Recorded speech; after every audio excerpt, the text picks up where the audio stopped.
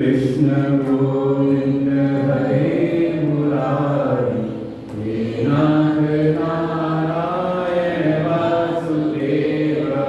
श्री कृष्ण गोविंद हरे मुरारी हे नाथ नारायण वासुदेव।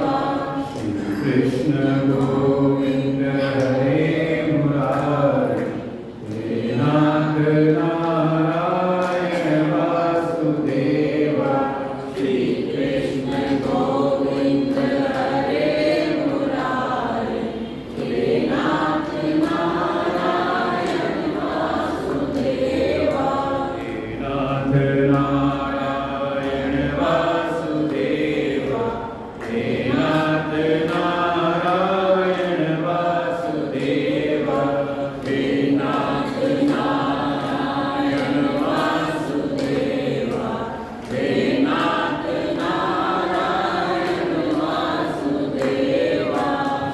कृष्ण गोविंद हरे मुरारी हे नाथ नारायण वासुदेव। श्री कृष्ण गोविंद हरे मुरारी हे नाथ नारायण वासुदेव। प्रेम से बुद्धानंद भगवान की श्री वृंदावन बिहारी रामचंद्र भगवान की हनुमान जी महाराज की श्री सदगुरुदेव भगवान की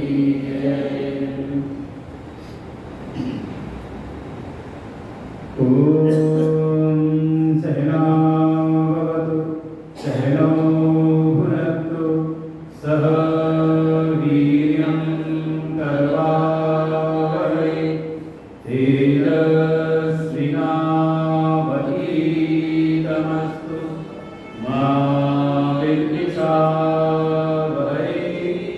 ॐ शान्तिः शान्तिः शान्तिः। अखण्डमण्डलाकारं व्याप्तं येन चराचरं तत्पदं दर्शितं येन तस्मै श्रीगुरवे नमः। अज्ञानतिमिरान्धस्य ज्ञानाञ्जनशलाकया चक्षुर्मीलितं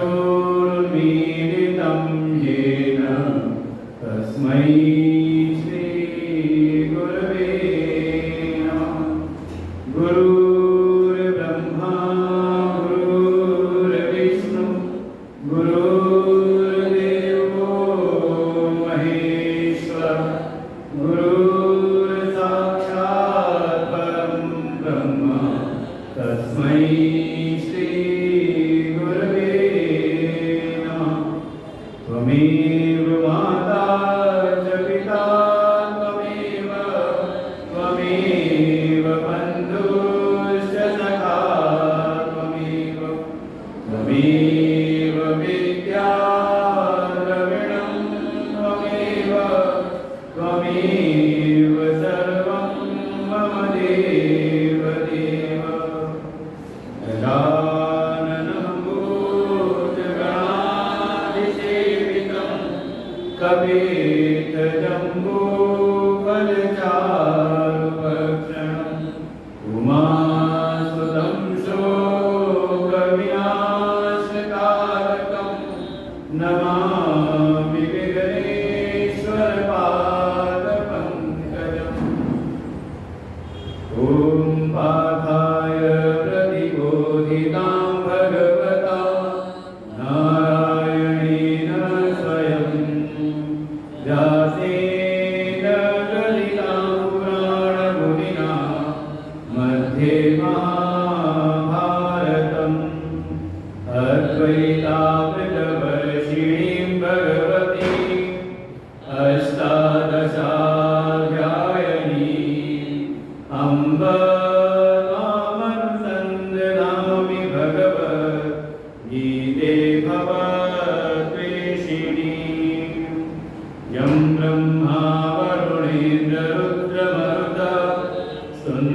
स्तवन्ति दिव्यैस्तवैः वेदैः साङ्गपदक्रमोपनिषदैः गायन्ति यं सामगाः ज्ञानावस्थिततद्गतेन मनसा पश्यन्ति यं योगिनो यस्यान्तं न विदुसुरासुरगणाः देवाय तस्मै नमः। 11वें श्लोक से पाठ करते हैं, चौथा अध्याय 11वां श्लोक। श्री भगवानुवाच ये यथा मां प्रपद्यन्ते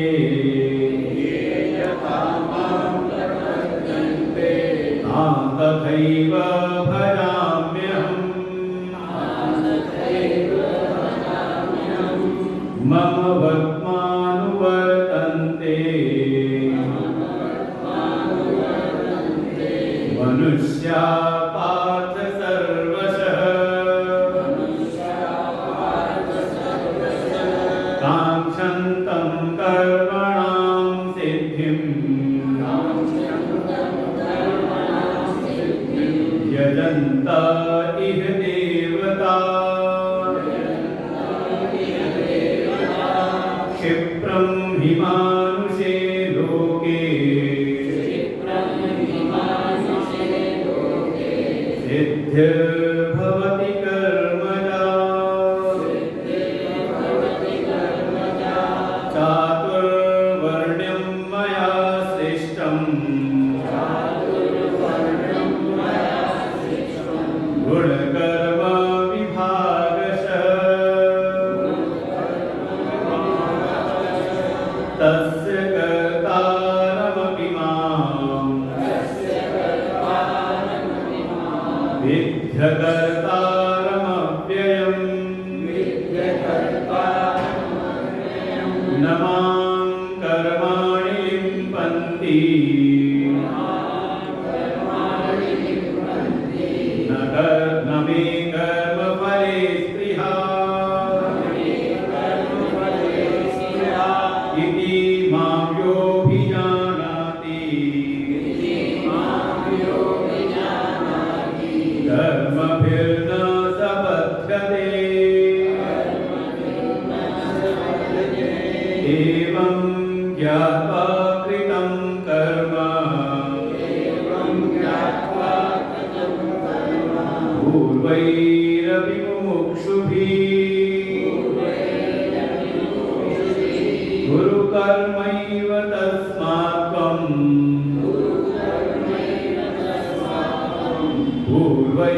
पूर्वतरं कृतं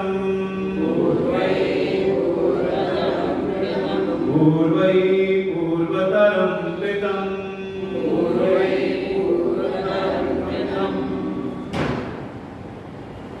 आनंद ग्रंथ चिदानंद परब्रह्म परमेश्वर के चरणों में कोट शरण नमन।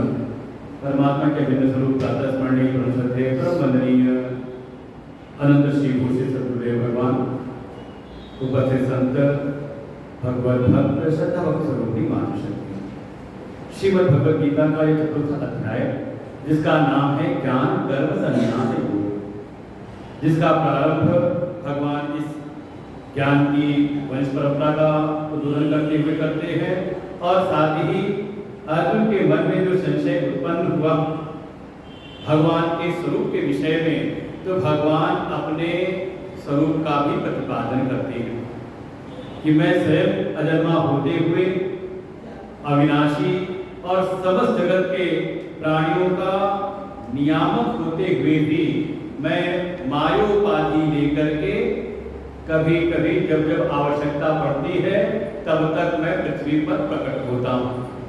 स्वयं ही अपने अवतार की उद्घोषणा भगवान ने की, स्पष्ट किया कि केवल ईश्वर ही नहीं जीव भी आते, दोनों ही आते हैं। बस ये है कि ईश्वर के आने में का उनका है अवतार, और जो जीव है जब वो आता है तो उसको कहा जाता है जन्म, उसका होता है पुनर्जन्म। और अवतारवाद के सिद्धांत को स्थापित करके भगवान जैसे प्रतिज्ञा करते हैं कि हे अर्जुन, इस संसार में जो कोई भी मेरे अवतार के रहस्यों को जान लेता है, जन्म कर्म चमे दिव्यम एवं यो वेद तत्वतः, जो कोई मेरे अवतार में उत्पन्न होने, ये मायोपाधिक शरीर धारण करने का, और साथ ही मेरे कर्मों के रहस्य को तत्व से जान लेता है, तो ऐसा जो जानने वाला है वो फिर इस पुनर्जन्म के बंधन में नहीं पड़ता।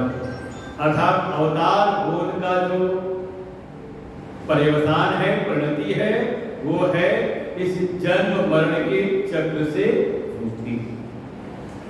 भगवान ने से कहा। फिर ऐसा इसीलिए जो भगवान के भक्त हैं, जो साधक हैं, जो मुक्षु हैं, वो भगवान के तत्व को जानने का प्रयास करते हैं।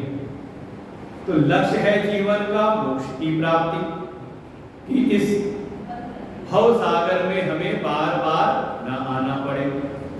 लक्ष्य हो गया ये इस संसार से मोक्ष, मुक्ति की प्राप्ति, भगवत प्राप्ति, कि ऐसा हम यहाँ से जाएं, भगवान की हमें प्राप्ति हो जाए कि दोबारा हमें इस संसार में न आना पड़े।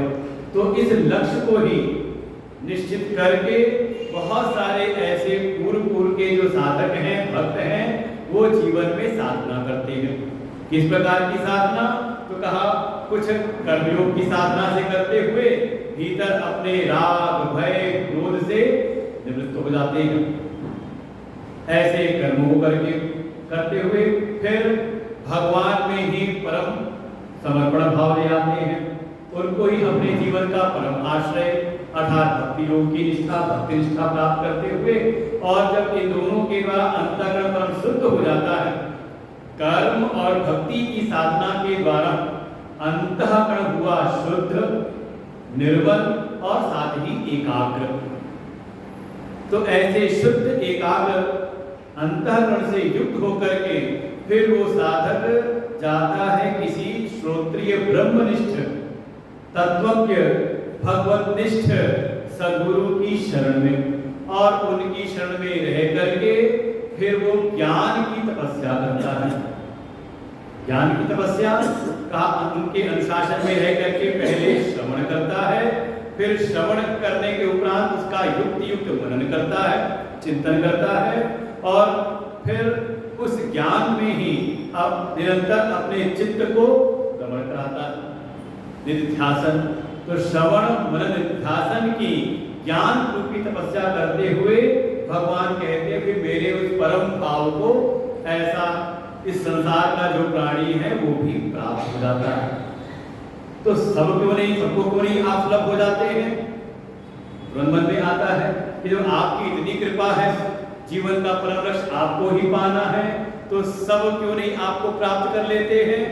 तो क्या इसमें क्या आपकी तरफ से कोई पक्षपात है कि आप किसी को तो अपना परम भाव अपना प्रदान करते हो और किसी को नहीं प्रदान करते? क्या ऐसा कुछ है? तो भगवान ने कहा इसमें मेरी ओर से कोई पक्षपात नहीं है, बल्कि मैं तो समस्त भाव में ही सबके भीतर विराजमान होकर के इस संसार के प्राणियों में जो जिस भाव से मेरा भजन करता है, जिस वासना से युक्त होकर के और जिस सामर्थ्य के साथ में वो मेरा भजन करता है, मैं उसकी उसी वासना और सामर्थ्य के अनुरूप उस पर मैं अनुग्रह, उस पर कृपा करता हूँ।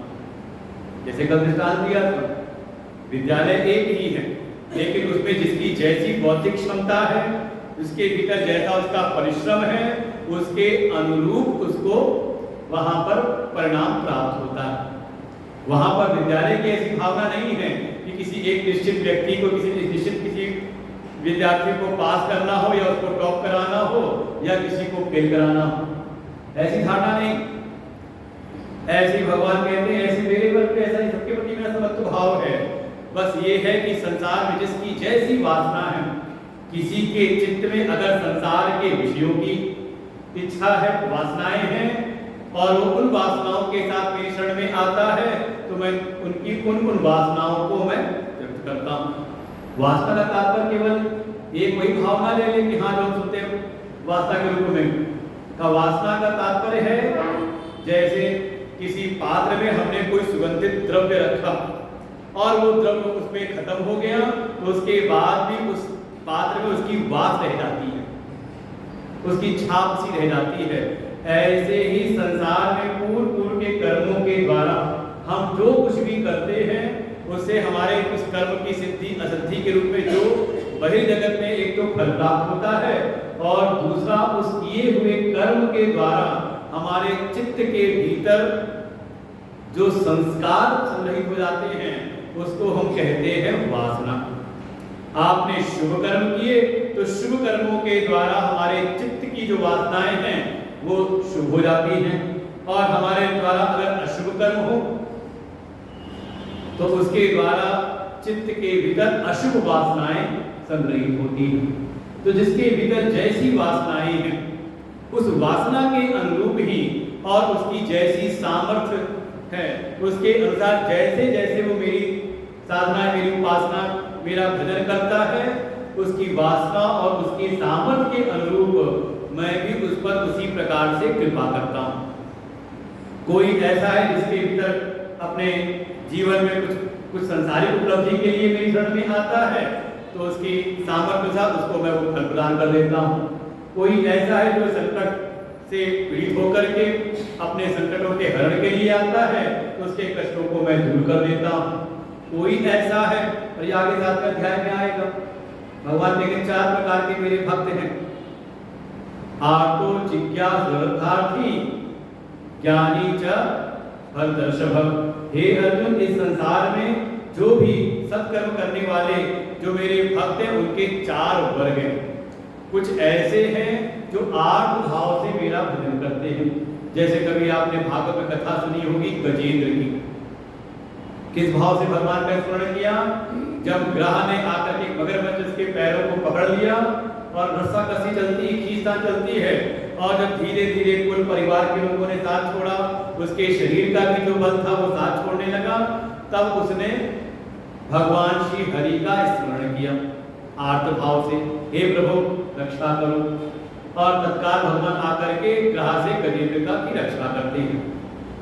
कोई ऐसा है जो अर्थार्थी भाव से है, कोई सांसारिक उपलब्धि के लिए तो कथा आएगी उसमें ध्रुव जी महाराज जी की।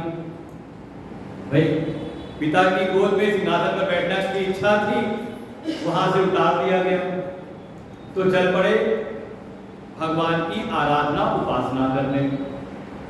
इसलिए ऐसे लोग की प्राप्ति जो ऐसे पर ऐसे श्रेष्ठ लोग की प्राप्ति जो आज तक उनके कुल में किसी को न प्राप्त हुई तो क्या हो गया? कहा ये हो गया अर्थार्थी भाव।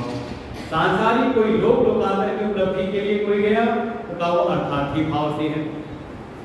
फिर किसी में कोई ऐसा है जो ज्ञान की इच्छा से भगवत तत्व की जिज्ञासा से कोई जा रहा है तो जैसे सामने अर्जुन है, कभी उद्धव जी जाते हैं भगवान की शरण में, ऐसे जो बहुत सारे हैं परीक्षित जैसे गए सुखदेव जी की शरण में।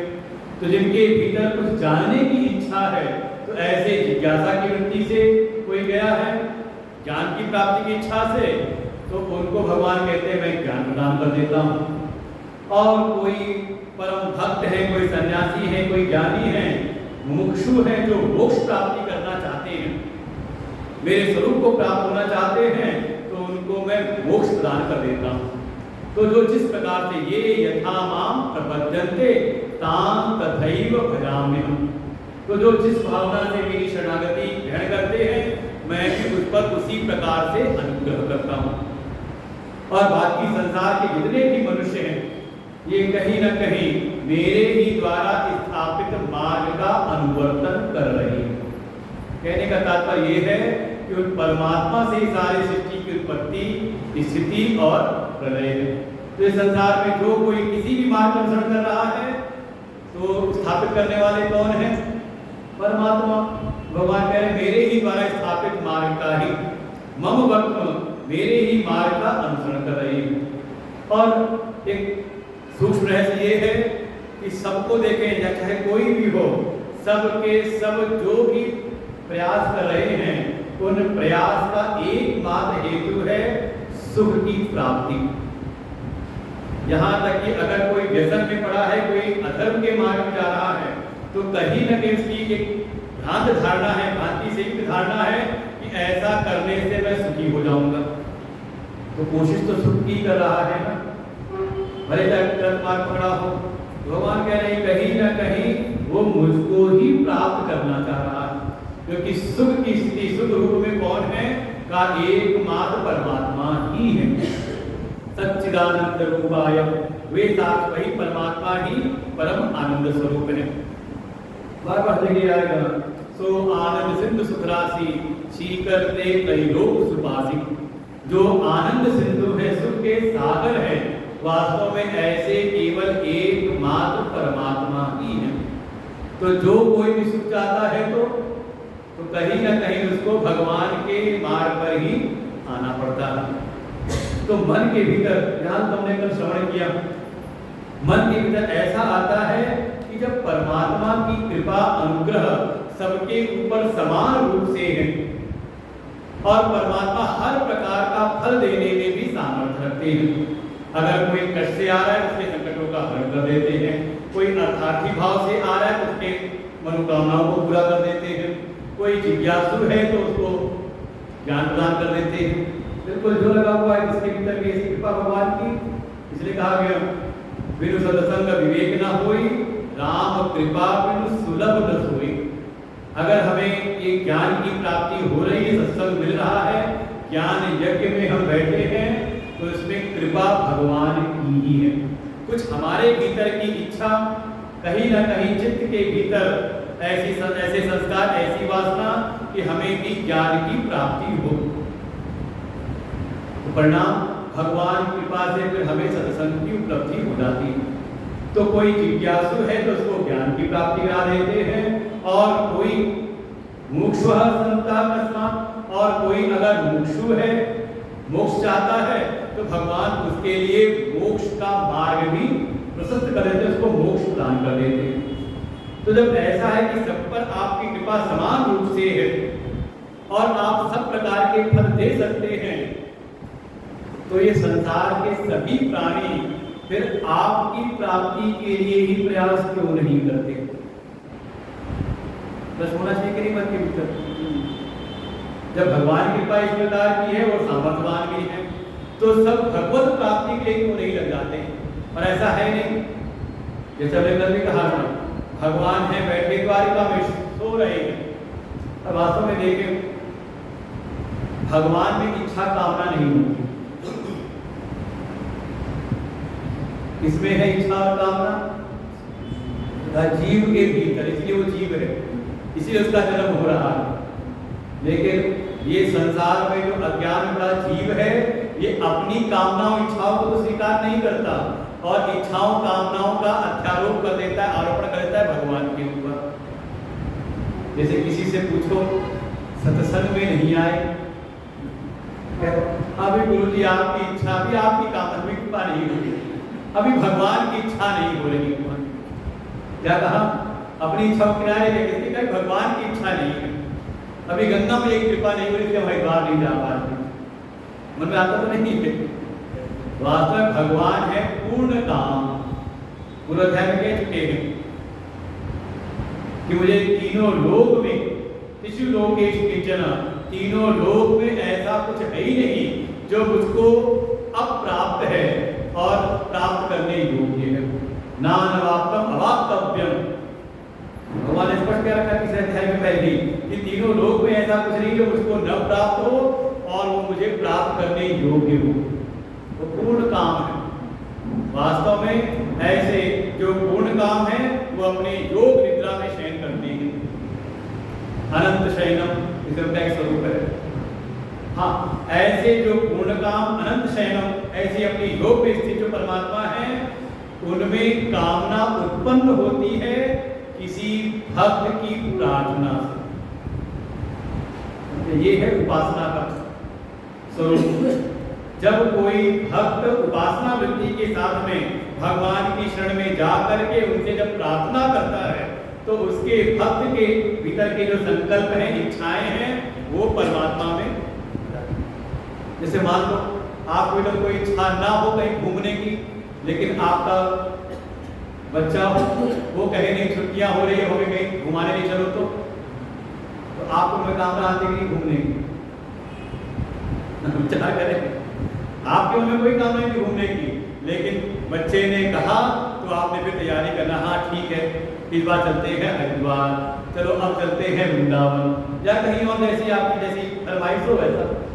ऐसे ही जो ये भक्त है, जो शरणागत है, वो जैसी इच्छा लेकर के, जैसे कि दुर्योधन और अर्जुन दोनों गए द्वारिका, भगवान तो सो रहे थे, इसलिए वो कथा भी ऐसी, भगवान सो रहे थे और दोनों पहुंचे तो पहले दुर्योधन पहुंचे, देखा भगवान शयन कर रहे हैं तो जाके सिरहाने के पास बैठ गए, और फिर आ गए अर्जुन, देखा भगवान सो रहे हैं तो पैरों के पास खड़े हो जाते हैं, हाथ जोड़ करके दीक्षा करते हैं। और जब भगवान उठे, देखो जब प्रार्थी आ गए तो प्रार्थी के सापेक्ष में उन पूर्ण काम परमात्मा में भी उठने की इच्छा हो गई। ऐसे नहीं उठे वो, जब आप किसी चीज को कथाओं में इसलिए भगवान ने कहा जन्म कर्म च मे दिव्यम, मेरी जो कथाएं हैं, लीलाएं हैं, सब दिव्य, उसमें कोई ना कोई रहस्य छुपा हुआ है। और जैसे भगवान जगे और दोनों ने जब प्रणाम किया, बात हुई कि हाँ सहायता के लिए आए हैं, तो भगवान ने दोनों के लिए व्यवस्था कर दी, अपना ही विभाजन कर दिया। एक तरफ मेरी पूरी सामर्थ्य, सशस्त्र सैन्य सामर्थ्य, और दूसरी तरफ निशस्त्र मैं स्वयं प्रतिज्ञा करता हूं कि युद्ध में शस्त्र नहीं चलाऊंगा। और पहला मौका दे दिया अर्जुन को, और अर्जुन ने सीधे भगवान का वर्ण किया। लेकिन ऐसा नहीं कि दुर्योधन को मौका नहीं मिला तो दुर्योधन भगवान को ही चाहते थे। दुर्योधन के मन में घबराहट सी हुई कि भगवान ने दो विभाग कर दिया, एक तरफ अपनी सेना और एक तरफ निशस्त्र स्वयं। ऐसा ना हो, मौका अर्जुन को कहता है कि प्रभु पहले मैं आया था, मौका मुझको मिलना चाहिए। भगवान ने कहा कुछ भी हो, अर्जुन को पहले देखा मैंने उठ के सबसे पहले अर्जुन को देखा, और दोनों में अर्जुन छोटा है, मेरे छोटे को अधिकार मिलना चाहिए। तो कहीं ना कहीं मन में घबराहट थी। दुर्योधन गए थे भगवान से सहायता लेने के लिए, तो उनको सहायता मिल गई, और अर्जुन के मन में था भगवान की प्राप्ति, भगवान को पाने के लिए, तो भगवान स्वयं उनको मिल गए। तो सबके भीतर भगवत प्राप्ति की इच्छा क्यों नहीं होती, जब ऐसे सामर्थ्यवान परमात्मा है जो सब कुछ दे सकते हैं, भोग और मोक्ष दोनों ही देने की जिनमें सामर्थ्य है, तो ऐसे प्रभु की शरण में सब क्यों नहीं आ जाते है कि नहीं? अच्छा, अपने मन को देखो, कौन सी कैटेगरी में हो? भगवान से प्राप्ति करनी है या भगवान को प्राप्त करना है? अपने को उत्तर देना, अपने मन में विचार कर हाथ खड़ा करना। अभी यही सत्संग में नहीं, जब घर जाना तो घर में भी जब पूजा करने लगना, और पंडित जी जब कहें हाथ में अक्षत, पुष्प, कुछ द्रव दक्षिणा और जल डाले, कुछ अवसर के जल डाले, और कहें अब संकल्प, तो अब अपने मन में देखा कि क्या क्या चाहते हो आप। पंडित जी तो पढ़ेंगे पूरा संकल्प कि क्या क्या चाहिए, धर्म अर्थ काम सिद्ध्यर्थम, कि सब कुछ सिद्ध हो जाए, यहाँ तक कि शत्रु विनाशार्थम, और शत्रु का विनाश हो जाए। उस समय देखना मन में क्या कामना थी, क्या चाहते हो।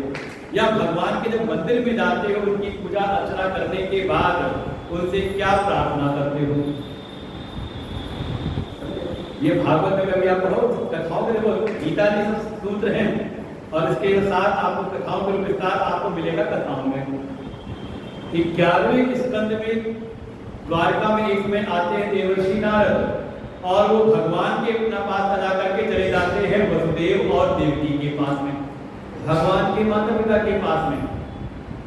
वसुदेव देवकी देखा संत शिरोमणि देवर्षि नारद आए हैं, तो उनको आसन पर बैठाया, उनकी सेवा अर्चना पूजन किया, और पूजन करने के बाद उनसे प्रार्थना की, और अपने हृदय की पीड़ा को बताया कि हमने पूर्व के जन्म में भगवान की बड़ी कठिन तपस्या की थी और तपस्या के परिणाम स्वरूप भगवान हमारे समक्ष प्रकट भी हुए। और देखो कैसी हमारी ये जो बुद्धि है दैवी माया से मोहित थी, मोहितो देव माया। हमारी बुद्धि दैवी माया से ऐसी मोहित थी कि जिन परमात्मा से हम भक्ति मुक्ति मांग सकते थे उनसे हमने प्रजा की कामना की, पुत्र की कामना की। तो एक कुछ आगे पढ़ना है 11वां स्तर के प्रारंभ में मिलेंगे आपको पता। शुरुआत होगी तो वहाँ भगवान के पहले अध्याय में यही आएगा कि बहुत सारे ऋषि लोग आने लगे द्वारिका। फिर एक समय भगवान के यदुवंश के बालक गए उन ऋषियों की परीक्षा लेने के लिए, उनको श्राप मिला, जाओ इसके गर्भ से ना तो कन्या होगी ना पुत्र होगा, इसके गर्भ से निकलेगा एक मूसक जो यदुवंश के नाश का कारण बनेगा। उसके बाद एक कथा आती ये सारी पढ़ के देखना वहां पर। तो उन्होंने यही कहा कि पूर्व काल में इतनी कठिन तपस्या साधना करने के बाद भी भगवान भी मिल गए, सामने उनका दर्शन हुआ, लेकिन दैवी माया से हमारा चित्त ऐसा मोहित था कि उनसे भी हमने पुत्र की कामना, पुत्र के रूप में उनको ही मांगा। तो देवर्षि नारद ने कहा तो फिर आपको मिले तो कहाँ मिले तो, लेकिन जीवन के दुख दूर नहीं हुए। हर क्षण भय और शोक से हमारा चित्त घिरा रहता था, एक आशंका बनी रहती थी। इसलिए हे देवर्षि आप कृपा करके हमें वो भागवत धर्म का उपदेश करिए जिससे प्राणी जीव शोक मोह भय से पार हो जाए। उनको भी यही उपदेश करते हैं ज्ञान का वहां पर। तो ऐसा क्या कारण है कि ये संसार के प्राणी भगवान को पाने की इच्छा नहीं करते या उनकी प्राप्ति के साधन में नहीं लगते? तो 12वें श्लोक में उस बात को उद्घाटित किया। एक बार पढ़ते हैं। कांक्षन्तः कर्मणां सिद्धिं यजन्त इह देवता क्षिप्रं हि मानुषे लोके सिद्धिर्भवति कर्मजा। कांक्षन्तः कर्मणां सिद्धिं यजन्तः इह देवता क्षिप्रं हि मानुषे लोके सिद्धिर्भवति कर्मजा। कारण है कि इस संसार के प्राणियों में बहुत सारी सांसारिक कामनाएं, कांक्षन्तः कामनाओं से युक्त है, और जो संसार की विषयों की कामनाओं से युक्त है तो वो फिर कर्मों से उत्पन्न होने वाली जो भी उपलब्धियां हैं, सिद्धियां हैं, उसमें ही लग जाती है और लग करके इस लोक में जनतः देवता, बहुत सारे जो छोटे छोटे जो देवता हैं, इंद्र आदि जो बहुत सारे देवता हैं, उनका यजन करने लगते हैं, अर्थात कर्म के मार्ग में ही लग जाती है। देखो मन के भीतर अगर कोई भी संसार के विषयों की कामना है तो ये कामना उनको फिर सांसारिक कर्मों में ही लगा देती है। ये है आप मन में, अगर जैसे यहाँ सत्संग में बैठे हो या कभी ध्यान में बैठो और देखो जब ध्यान में आपका विक्षेप होता है, उठने का नहीं बैठा जाता, तो कारण क्या है? आप चाहते हो सबको छोड़ के शांति से बैठे, सत्संग बैठे, लेकिन मन में कोई भी इच्छा आ जाए, कोई भी कामना आ जाए तो आपको फिर शांत चित्त बैठने नहीं देती, वो बल्कि आपको कर्म में लगा देती है। चित्त में कामना है तो आप कर्म में लग जाते हैं, और फिर जैसी कामना है उसके अनुरूप जैसे जैसे देवताओं से वो सिद्धि हो सकती है, उन देवताओं को बनाने में आप लग जाते हो। अब देवता समझ लें, हो सकता है कुछ संसार में कुछ देवता होते हैं भाई जो भी सामर्थ्यवान है, जो भी जिनके पास कोई एक व्यवस्था है और दूसरों को दे सकते हैं तो मतलब हमारे देवता ही तो हो जाएंगे। हमारे मन में भाई हमारे पास उस वस्तु का अभाव है और किसी के पास वो चीज है। जैसे किसी को जल की आवश्यकता हो तो जल किसके सामर्थ्य किस पे है? का वरुण देवता। आपको वायु की आवश्यकता है तो पवन देवता। आपको अन्य इत्यादि की आवश्यकता तो पृथ्वी माँ है, उनके गर्भ में सब चीजें हैं। तो ऐसे ही जिसके भीतर जिस प्रकार की इच्छाएं कामनाएं रहती हैं उन वासनाओं से युक्त होकर के वो जो वासनाओं को तृप्त करने वाले जो देवता हैं वो फिर उन वासनाओं की तृप्ति के लिए उन देवताओं को मनाने में लग जाते हैं, उनकी सेवा उनकी उपासना उनके लिए कर्म करने में लग जाते हैं। और स्थिति ऐसी है कि इस मनुष्य लोक में अभी पंक्ति में कहा क्षिप्रम ही मानुषे लोके, मानुषे लोके इस मनुष्य लोक में कर्मजा सिद्धि क्षिप्रम भवति, कर्म के द्वारा सिद्धि बहुत ही शीघ्र प्राप्त हो जाती है। तात्पर्य ये है कि अन्य लोकों में भी प्राप्त होती है लेकिन जैसी शीघ्रता इस मनुष्य लोक में है का वैसी अन्यत्र नहीं है। और यही कारण है, कभी आप कथा में देखें तो कथा में आएगा जब शुक्राचार्य ने अपने तप के बल से राजा बलि को देवलोक पे स्थापित कर दिया। कथा याद हो, वामन अवतार के पहले की कथा है।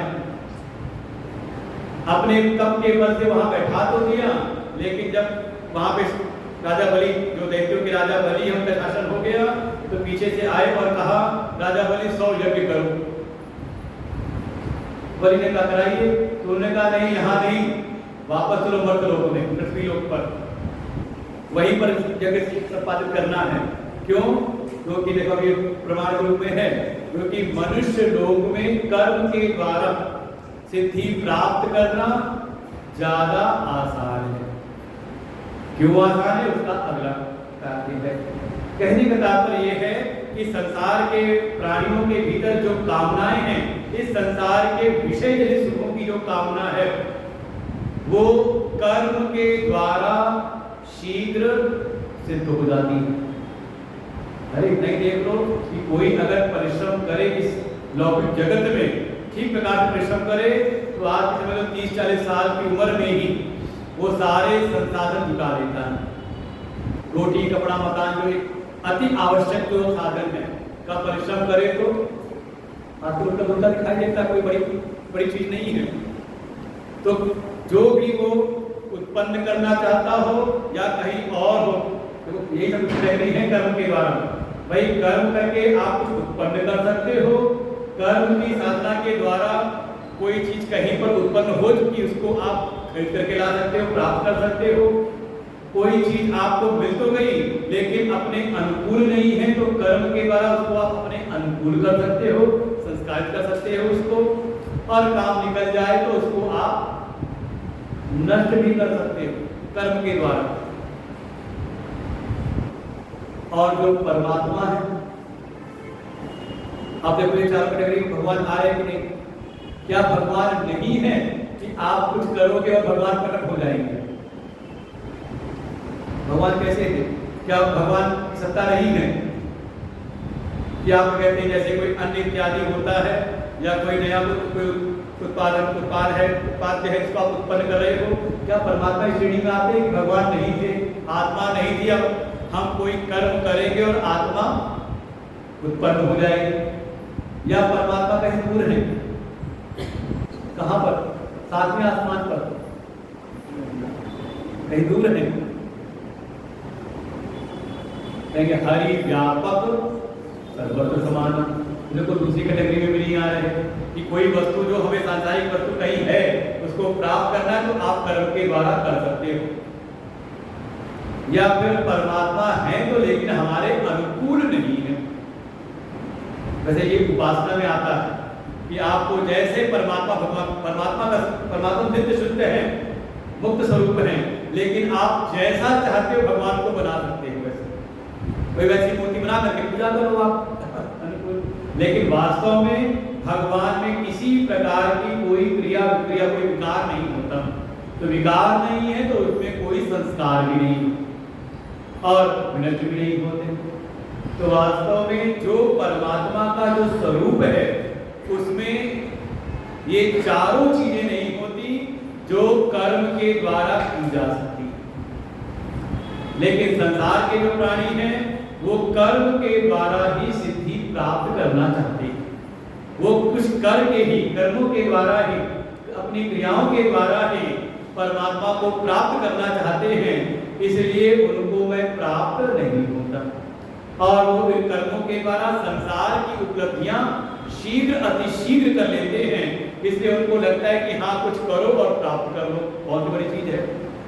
लेकिन भगवान के विषय में ऐसा है नहीं। समझने का प्रयास करेंगे, गहन बात है।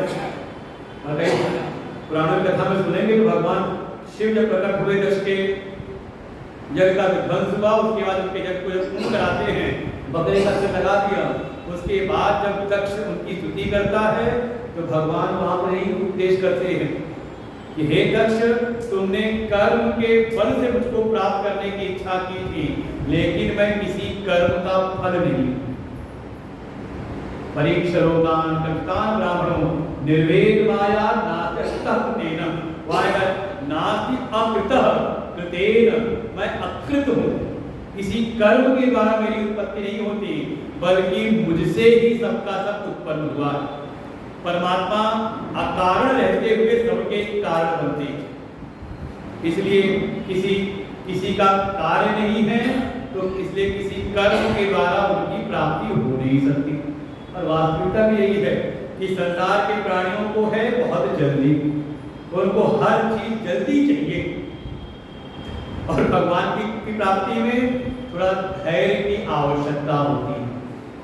समझ ज्यादातर तभी है जब आपको अपने सारे कर्तव्य पर से विश्वास उठ जाता है, जब आपको लग जाता है कि हाँ अब हमारा कोई बस है नहीं और आप पूर्ण समर्पण कर देते हैं परमात्मा के चरणों में, अपने कर्तव्य किनारे करके, हे प्रभु अब मेरे बस में कुछ नहीं है।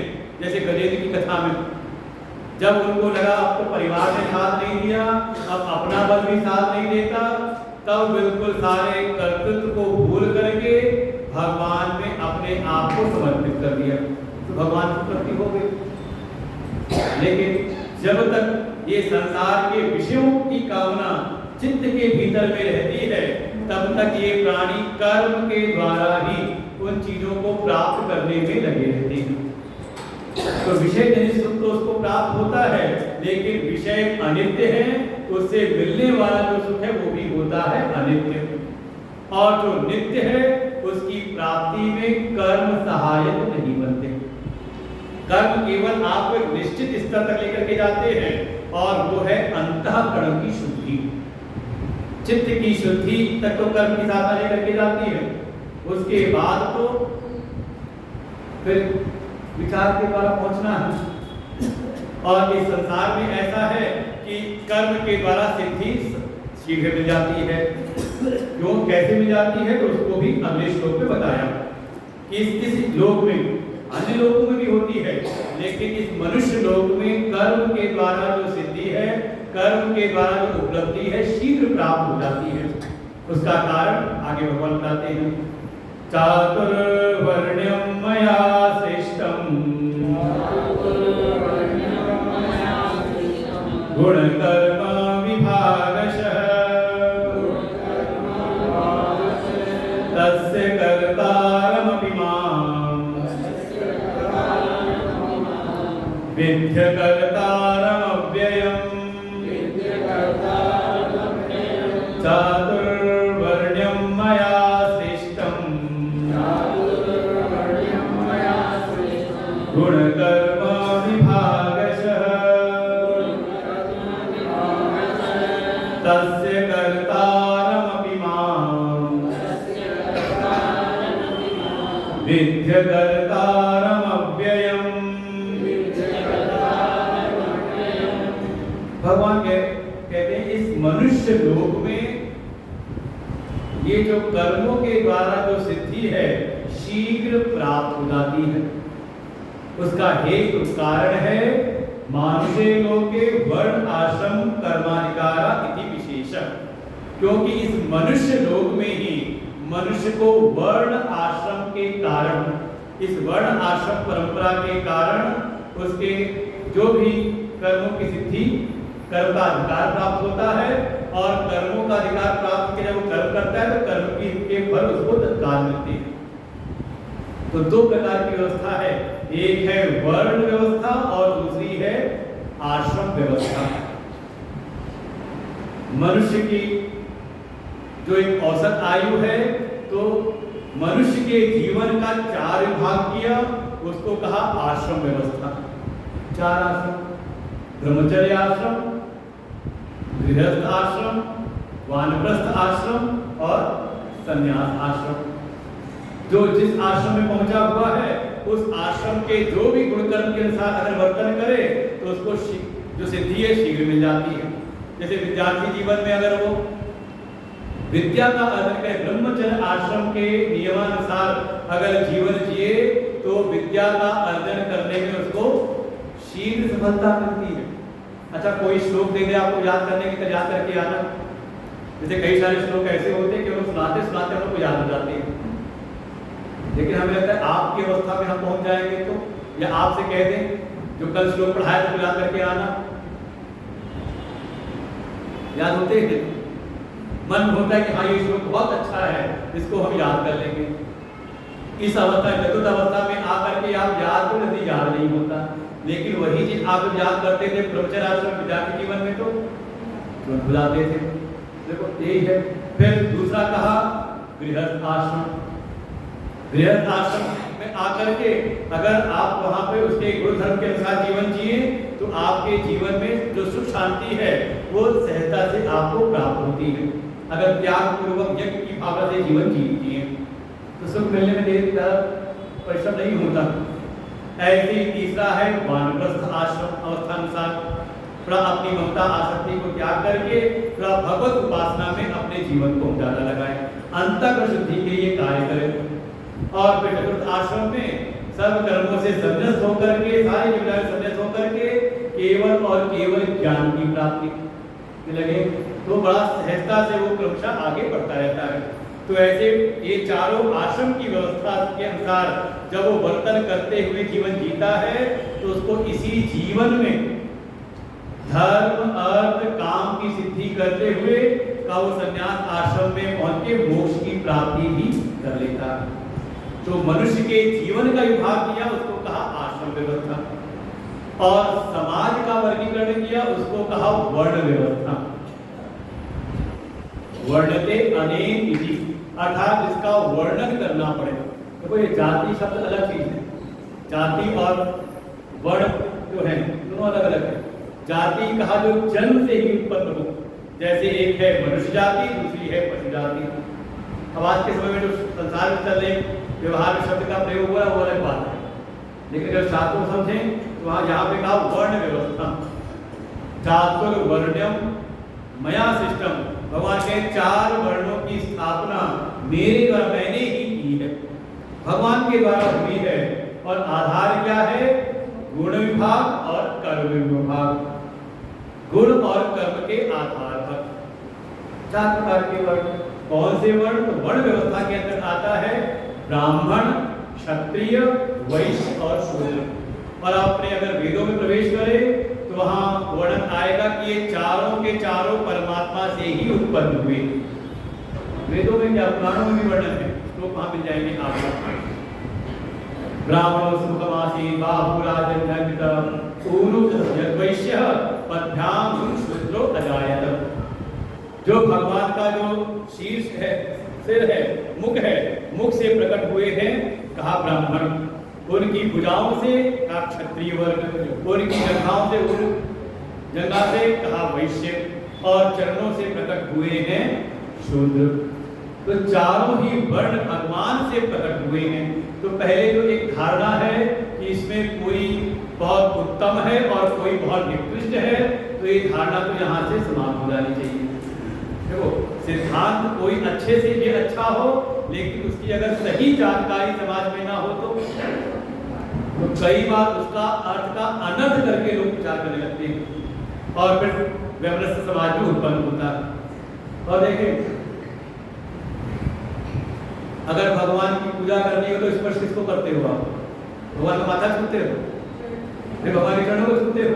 तो जब भगवान के चरण को छू करके हम पवित्र हो रहे हैं, तो जो चरण से प्रकट हुए तो आप पवित्र कैसे, अछूत कैसे? देखा जाए अछूत शब्द हमारे यहाँ नहीं है, चारों वर्ण की स्थिति है। और आप कथाओं में देखेंगे तो जैसे वर्णन आएगा महाभारत में ही, महात्मा विदुर दासी पुत्र है, लेकिन हस्तिनापुर के प्रधानमंत्री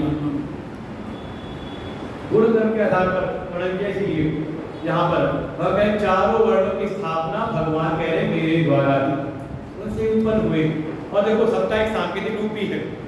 भगवान कह रहे हैं कि मेरे मुख से प्रकट हुए हैं ब्राह्मण, और आप विचार करो तो आपकी जितनी जो ज्ञान की इंद्रियां हैं सब यहीं पर स्थित है।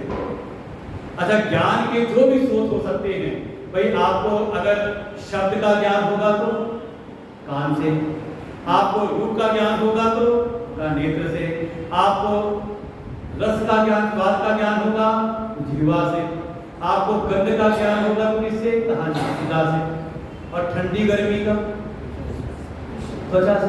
हमें ठंड में जो है आप सारा शरीर ढक लेते हो, लेकिन ये तो खुला ही रहता है ना, तो वहां पे भी ठंडी गर्मी स्पर्श का जो स्रोत रहता है ज्ञान का, वो त्वचा ही है। तो ये सब कहाँ है? कहा मुख में, सिर में है। तात्पर्य इससे जो प्रकट हुए अर्थात जो ज्ञान के प्रतीक हुए, ज्ञान स्वरूप, ज्ञान में इसका रमण हो, वो कहा सबके सब हो गए ब्राह्मण। फिर जो क्षत्रिय हैं वो प्रकट हुए उनकी भुजाओं से। अच्छा, मान लो अभी मैं उठा के आपकी तरफ फेंकूं तो किस अंग से आप रक्षा करोगे अपनी? अचानक कुछ आ जाए सामने, तो एक मक्खी भी आए तो हाथ हिलता है, कहीं पैर से मच्छर मारा कभी ये कहीं अगर मच्छर काट रहा है तो आप पैर हिला के पैर से मार दो, दिमाग पहले जाए तो पहले हाथ आपका हिलेगा, है कि नहीं? कभी भी आप अचानक अगर फिसल के गिरने लगो तो सारा किससे लेते हो? ये हाथ ही आती है आपकी रक्षा करने के लिए। हाथ से तो पहले आते हैं, अर्थात जो रक्षा करने के प्रतीक हुए, रक्षक के प्रतीक हुए, वो प्रकट हुए भगवान की भुजाओं से। फिर भरण पोषण, वे कहते हैं जो परिश्रम का वो जंघाओं से उसका नापा जाता है कि इनकी जंघाओं में कितना दम है, अर्थात जो भरण पोषण करने वाला हो तो उसको करते हैं। या वो लोग कहते हैं केवल पेट से भी कह देते हैं कि सारे शरीर को क्या कहते हैं भरण पोषण करने वाला कौन है? का उदर है। इस तरह से जो सबका भरण पोषण करे, ऐसे अंग से प्रकट हुए कौन? कहा वैश्य। और ये सारा शरीर किस पर स्थित है? कहीं जाना है तो चरणों के ऊपर। कहा सारे शरीर की सेवा कौन कर रहा है? कहीं भी कुछ उपलब्धि करनी है तो कैसे जाओगे आप? चरणों के द्वारा। कहा जो सारे शरीर को जो ठाड़ करके रखे, कहा वो है चरण। तो ये चारों जो अंग से प्रकट हुए, तो चारों उन्हीं कार्यों के चारों प्रतीक हैं। जैसे ब्राह्मण हैं तो वो ज्ञान के प्रतीक कहे गए, इसलिए उनके स्वाभाविक जो कर्म है, और इसको जो कहा गुण विभाग और कर्म विभाग, तो 3 गुण हैं, सत्व, रज और तम। तो कहा सत्व गुण प्रधान तत्र धात्विकस्य सत्व प्रधानस्य ब्राह्मणस्य शमो दमः तप इत्यादि कर्माणि। जब गुण विभाग कहा तो कहा कि गुण के विभाग से, अर्थात जिसमें जिस गुण की अधिकता हो गई या जिस गुण का उसमें प्रभाव आया, जिसमें सत्व गुण की प्रधानता है, और सत्व गुण की प्रधानता है तो उसमें कुछ स्वाभाविक कर्म प्रकट होते हैं। शमो दमः तपः शौचम शांति आरोमेव च, का ये उसके भीतर एक स्वाभाविक गुण प्रकट होता है। अगर सत्व की प्रधानता है तो उसमें थोड़ा इंद्रिय संयम, अपने मन के ऊपर संयम, थोड़ा क्षमा का भाव, हृदय की सरलता, फिर ज्ञान विज्ञान आस्तिक्यम, ज्ञान विज्ञान में उसकी रुचि और एक आस्तिक भाव। तो ऐसे उसके जो कर्म है वो स्वाभाविक कर्म हो जाते हैं, तो उसको कहा कौन हो गए? कहा ये ब्राह्मण। फिर दूसरा दूसरा कहा सत्व उपसर्जन रजः प्रधानस्य क्षत्रियस्य शौर्य तेजो निर्धाक्ष्यम युद्धे चाप्य पलायनम, कि सत्व तो हुआ कम और प्रधानता हो गई रजोगुण की। परिणाम स्वरूप उसमें थोड़ा शौर्य, थोड़ा एक तेज, उसमें एक दक्षता भी, चतुरता भी, दक्षता भी आई उसके भीतर। और विषम से विषम परिस्थितियों में भी कहा वो डट करके खड़ा रहने की सामर्थ्य, पलायन ना करे। युद्धे चाप्य अपलायनम, वो युद्ध ऐसी मतलब विषम से विषम परिस्थिति में भी जो पलायन ना करे।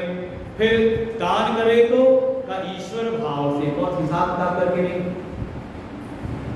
अगर शरणागत कोई है, जो मांग लिया कह दिया तो दे दिया। दानम ईश्वर भावश्च क्षत्र कर्म स्वभाव, उसके भीतर फिर ये स्वाभाविक कर्म उत्पन्न हो जाते हैं सहज रूप से।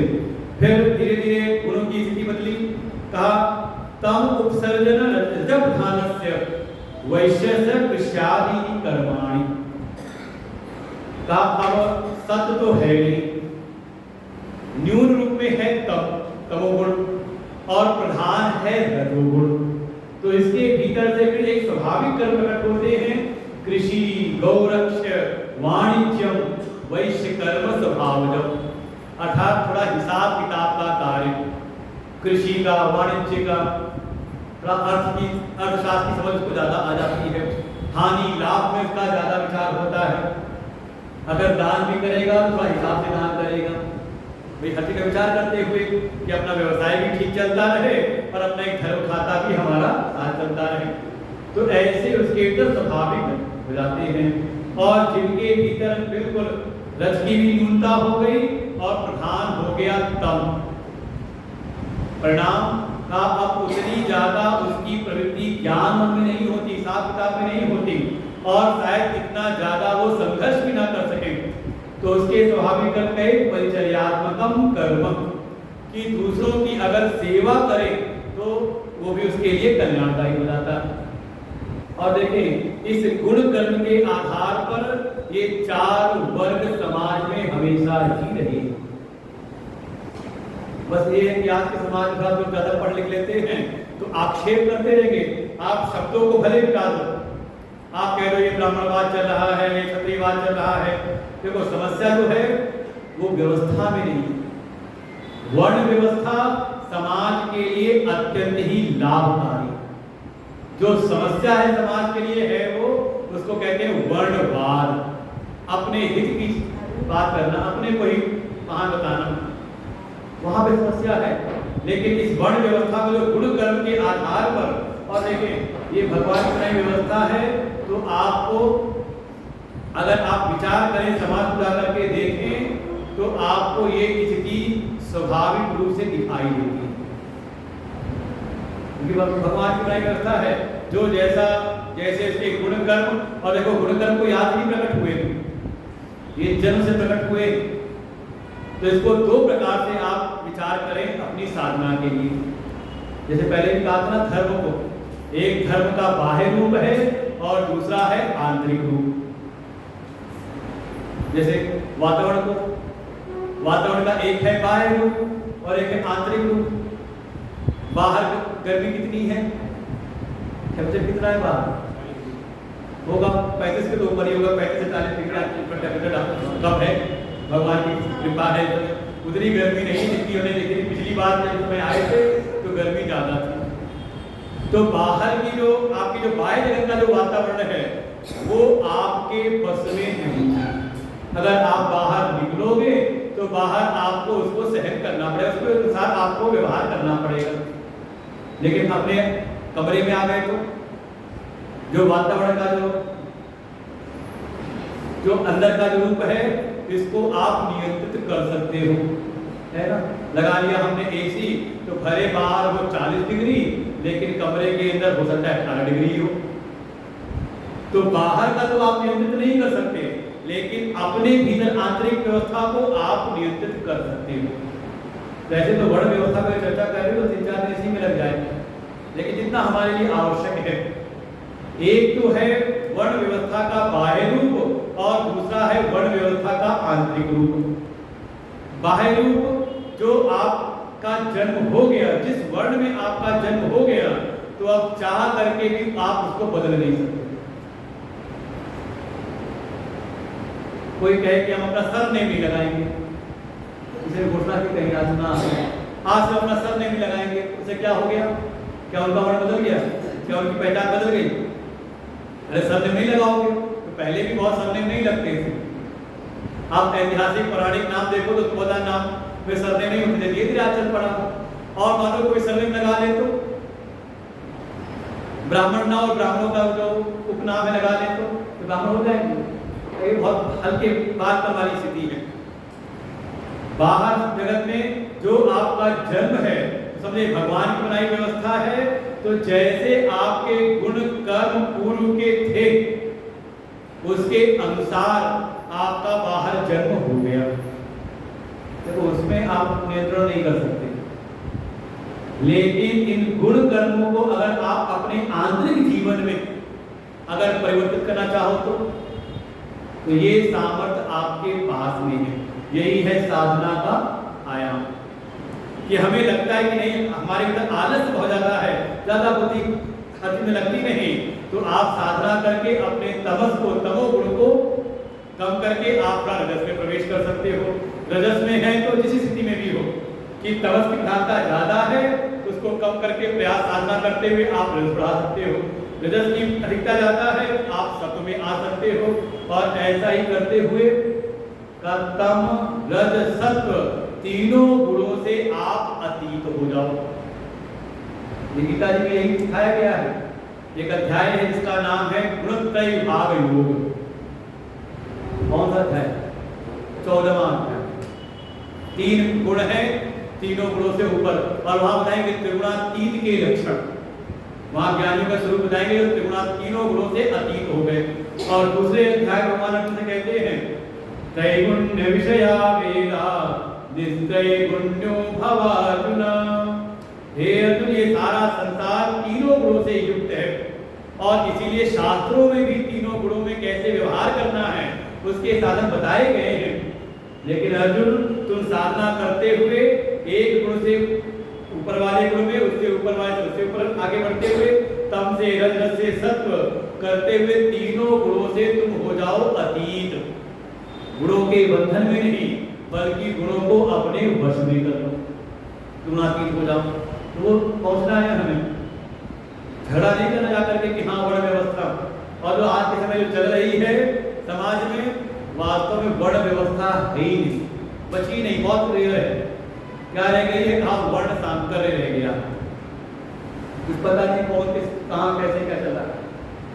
जैसे आज के समय युग में इसको सही से चर्चा करना ही समझ लो, इसे कहते हैं कि भाई विवादित विषय हो जाता है समाज में अगर बोलो इसके ऊपर। तो हमें अपने जीवन में अगर अपनी साधना करते हुए, और देखें बाह्य जगत की व्यवस्था में तो आप अपना वर्ण नहीं बदल सकते, लेकिन आंतरिक साधना के द्वारा आप चाहो तो एक वर्ण से ऊपर उठ के श्रेष्ठ वर्ण में जा सकते हो अपने गुण कर्मों का शोधन करते हुए।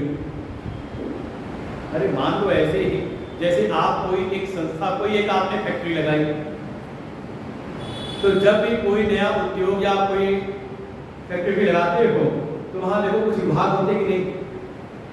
एक विभाग वहां पर होगा कि हाँ ये फैक्ट्री सुचारू रूप से कैसे चले, इसका संविधान क्या हो, नियम क्या हो, आगे कुछ इसमें कैसे बढ़ोतरी की जाए।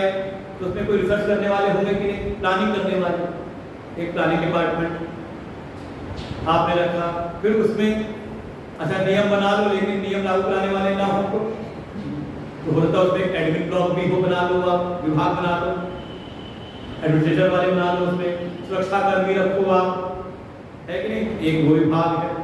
फिर आपने तीसरा विभाग, पैसे की व्यवस्था कैसे होगी, कौन हिसाब किताब देखेगा, तो आपको भी चाहिए ना अकाउंट्स वाले, तो आपने उसको भी रख के विभाग बनाया। और फिर सब कुछ हो लेकिन काम करने वाले ना हो, तो और काम करने वाले बस वही चीज चाहिए, यस सर करने वाले। दिमाग भी लगाना है तो उतना लगाना है जितने में आपको जो कार्य दिया गया उसमें अपनी बुद्धि लगाएं, ज्यादा नहीं। और ज्यादा बुद्धि लगाने वाला हो जाए तो आपको कार्य करने वाले, सर्विस करने वाले भी आपको चाहिए। तो आपने 4 विभाग बनाए और फिर आपने भर्ती करना प्रारंभ किया। लोगों के आवेदन आए और इंटरव्यू करके आपने जिसकी जैसी योग्यता, जिसके जैसे गुण थे, उसको वैसे कर्मों में आपने नियुक्त कर दिया, है ना। जो ज्यादा गए थे, जिनकी बुद्धि तेज थी, पढ़े लिखे थे, स्कॉलर थे, उनको आपने प्लानिंग में लगा दिया। जिनमें थोड़ा नियंत्रण करने की सामर्थ्य थी, ऐसी थी, उनको आपने सुरक्षा या उसमें एडमिनिस्ट्रेशन में लगा दिया, प्रशासन में लगा दिया। जो था अकाउंट्स वाले थे, सीए थे, अकाउंटेंट थे, उनको आपने उसमें लगा दिया, अकाउंट्स में। और जो जिनमें ये योग्यताएं नहीं थी, तो उनको आपने भर्ती कर लिया कार्य करने के लिए, उनको सिखाया और अपने अपने कार्यों में आपने नियुक्त कर दिया। अब मान लो कोई सर्विस क्लास में हो, तो चाहे कितना भी वो गुणी क्यों ना हो, अपनी इच्छा से वो दूसरे विभाग में नहीं जा सकता, लेकिन जा सकता है, जाके जबरदस्ती दूसरे विभाग में जाके काम करने लगे, जाने उसको ये सामर्थ्य नहीं। या कोई ऊपर वाला हो नीचे जाए तो का सब अपने अपने विभाग में कार्य करते रहते हैं, लेकिन ये सामर्थ्य है उस कंपनी के मालिक की, कि उसने देखा कार्य करने वाले जो उसके जो भी जिस विभाग में हैं, हो सकता है कोई प्लानिंग में रखा गया, लेकिन उसके भीतर वो वैसा कार्य प्रकट नहीं हुआ उसको, तो हो सकता है आप उसको नीचे कर दो, किसी और में ट्रांसफर कर दो, या कोई नीचे वाला ज्यादा होनहार हो, उसको आप लेकर के ऊपर प्रमोट कर दो, उसको कर सकते हैं ना। तो ये सामर्थ्य का वहाँ विभाग में रहने वाले जो वर्ग में है वो नहीं, लेकिन जो उसके ऊपर है, जिसके द्वारा वो सब व्यवस्था बनाई गई है, उसके पास तो सामर्थ्य है कि उनके गुण कर्मों को आगे देख करके उसको ऊपर या नीचे करने की सामर्थ्य। तो ऐसी समझ लें, ये भगवान की बनाई व्यवस्था है।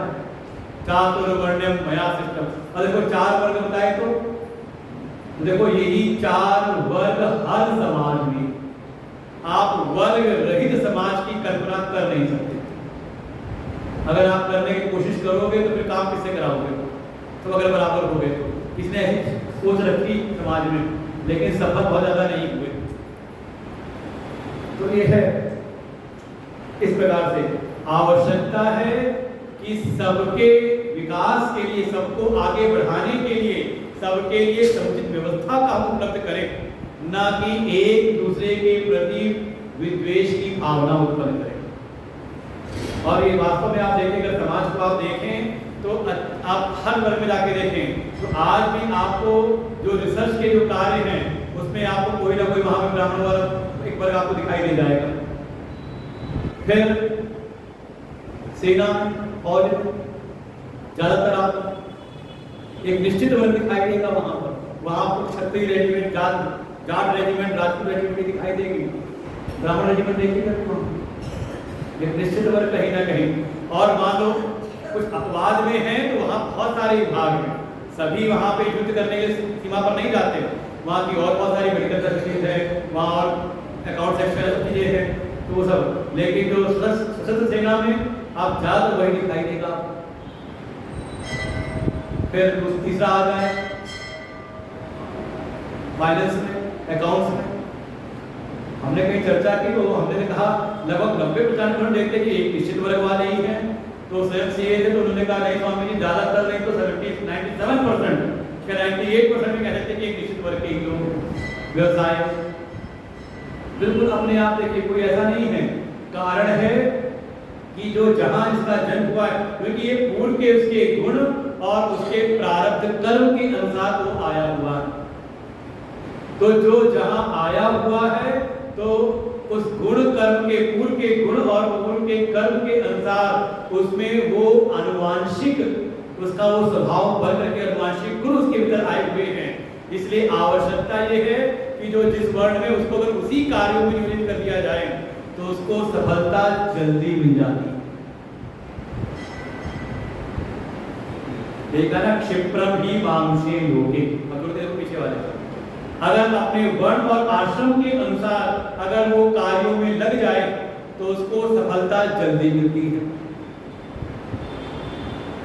कोई रिसर्च के कार्य में सर्वोत्तम, ऐसी साधना के मार्ग में, ज्ञान के मार्ग में अगर कोई ब्राह्मण वर्ण का लगे तो जितनी तेजी से उसको सफलता मिलती है अन्य वर्ण का होगा तो उसको परिश्रम ज्यादा करना पड़ता है, अपने स्वभाव को उसको विजय पानी पड़ती है। ये बिल्कुल स्वाभाविक है, जहाँ तक प्रभाव आप देखो समाज को। फिर सशस्त्र सेना में रक्षण के कार्य में ये जो एक निश्चित वर्ग के लोग हैं वो जब लगते हैं तो उनको शीघ्र सफलता प्राप्त होती है, बाकी हमको ज्यादा प्रयास करना पड़ता है। और ऐसे ही व्यवसायिक कार्यों में व्यापार करना, बाकी कोई और करता है तो उसको बड़ी समस्या आती, सब कर भी नहीं पाते। लेकिन जो वैश्य समाज के हैं उनके लिए जैसा है वो सहज कार्य है, उनका बच्चा भी बैठा है दुकान पे तो बढ़िया काम करके चुका देता है। क्या है, क्योंकि वो अनुवांशिक गुण कुछ उसके भीतर हैं, जब उनका संवर्धन करके उसको उस कार्य में लगाते हैं तो उसको शीघ्रता से सफलता मिलती है। और जिनमें तीनों ये गुण नहीं तो अगर वो सेवा कार्य में भी लग जाए, से कर्मणि मिलता है, अगर वो अपने अपने गुण कर्मों के आधार पर, वर्ण के आधार पर अगर कर्मों में लगे तो उनको सिद्धि शीघ्र प्राप्त हो जाती है। भगवान कह रहे हैं क्योंकि ये व्यवस्था मेरे द्वारा ही इस मनुष्य लोक में स्थापित की गई।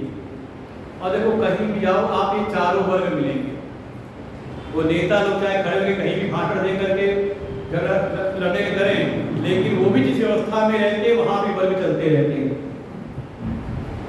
अच्छा मान लो संसद में कोई सफाई कर्मचारी है तो वो कुर्सी पर बैठ सकता है नेता की, सांसद की, क्यों कर रखा है भेदभाव? बराबरी बैठाना चाहिए ना सबको, कोई कहीं बैठ जाए। ये वर्ग टेलीविजन ने कहा प्लानिंग करने वाले, फिर एक एडमिन शासन प्रशासन संभालने वाले, तीसरे अकाउंट्स वाले, फाइनेंस देखने वाले, और साथ ही अगर तीनों हो लेकिन सेवा करने वाले ना हो तो भी कार्य नहीं चल सकता। चारों वर्ग की आवश्यकता प्रत्येक समाज को है। वर्ग रहित समाज समझने बड़ा मुश्किल है, हो ही नहीं सकता। कल्पना ही करना बेवकूफी सी है। बस ये है कि हमारे सनातन धर्म के शास्त्रों के पर आक्षेप करना हो तो लोग कुछ भी बोल देते हैं। आप जिस समाज में जाओगे चारों वर्ग आपको वहां पर मिलेंगे, आप समझ नहीं सकते।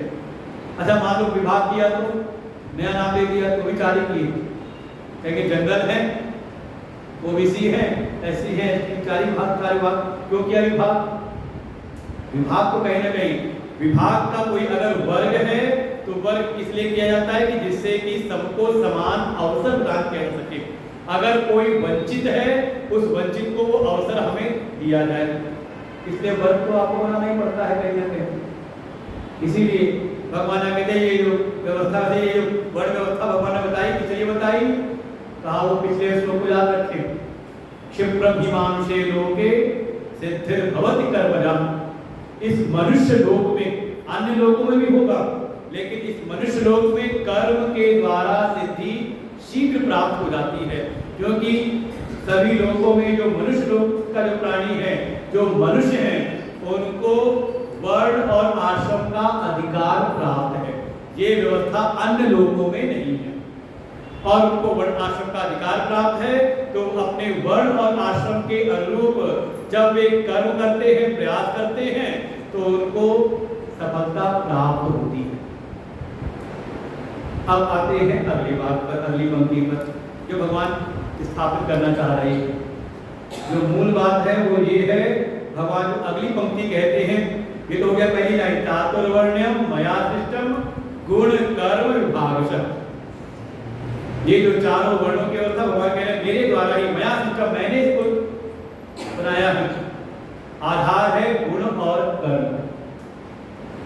समझने के लिए आप देखो जो बाह्य जगत में, जो बाह्य व्यवस्था में जो ये व्यवस्था है, ये आपके प्रारब्ध कर्म के अनुसार, पूर्व के गुण, पूर्व के कर्मों के गुण और प्रारब्ध के अनुसार आपको जो प्राप्त हुआ है उसमें आप नियंत्रण नहीं कर सकते।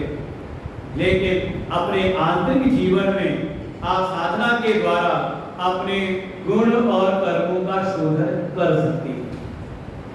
कहें तो संविधान के आधार पर तो आप अपनी कास्ट को रिकास्ट नहीं कर सकते।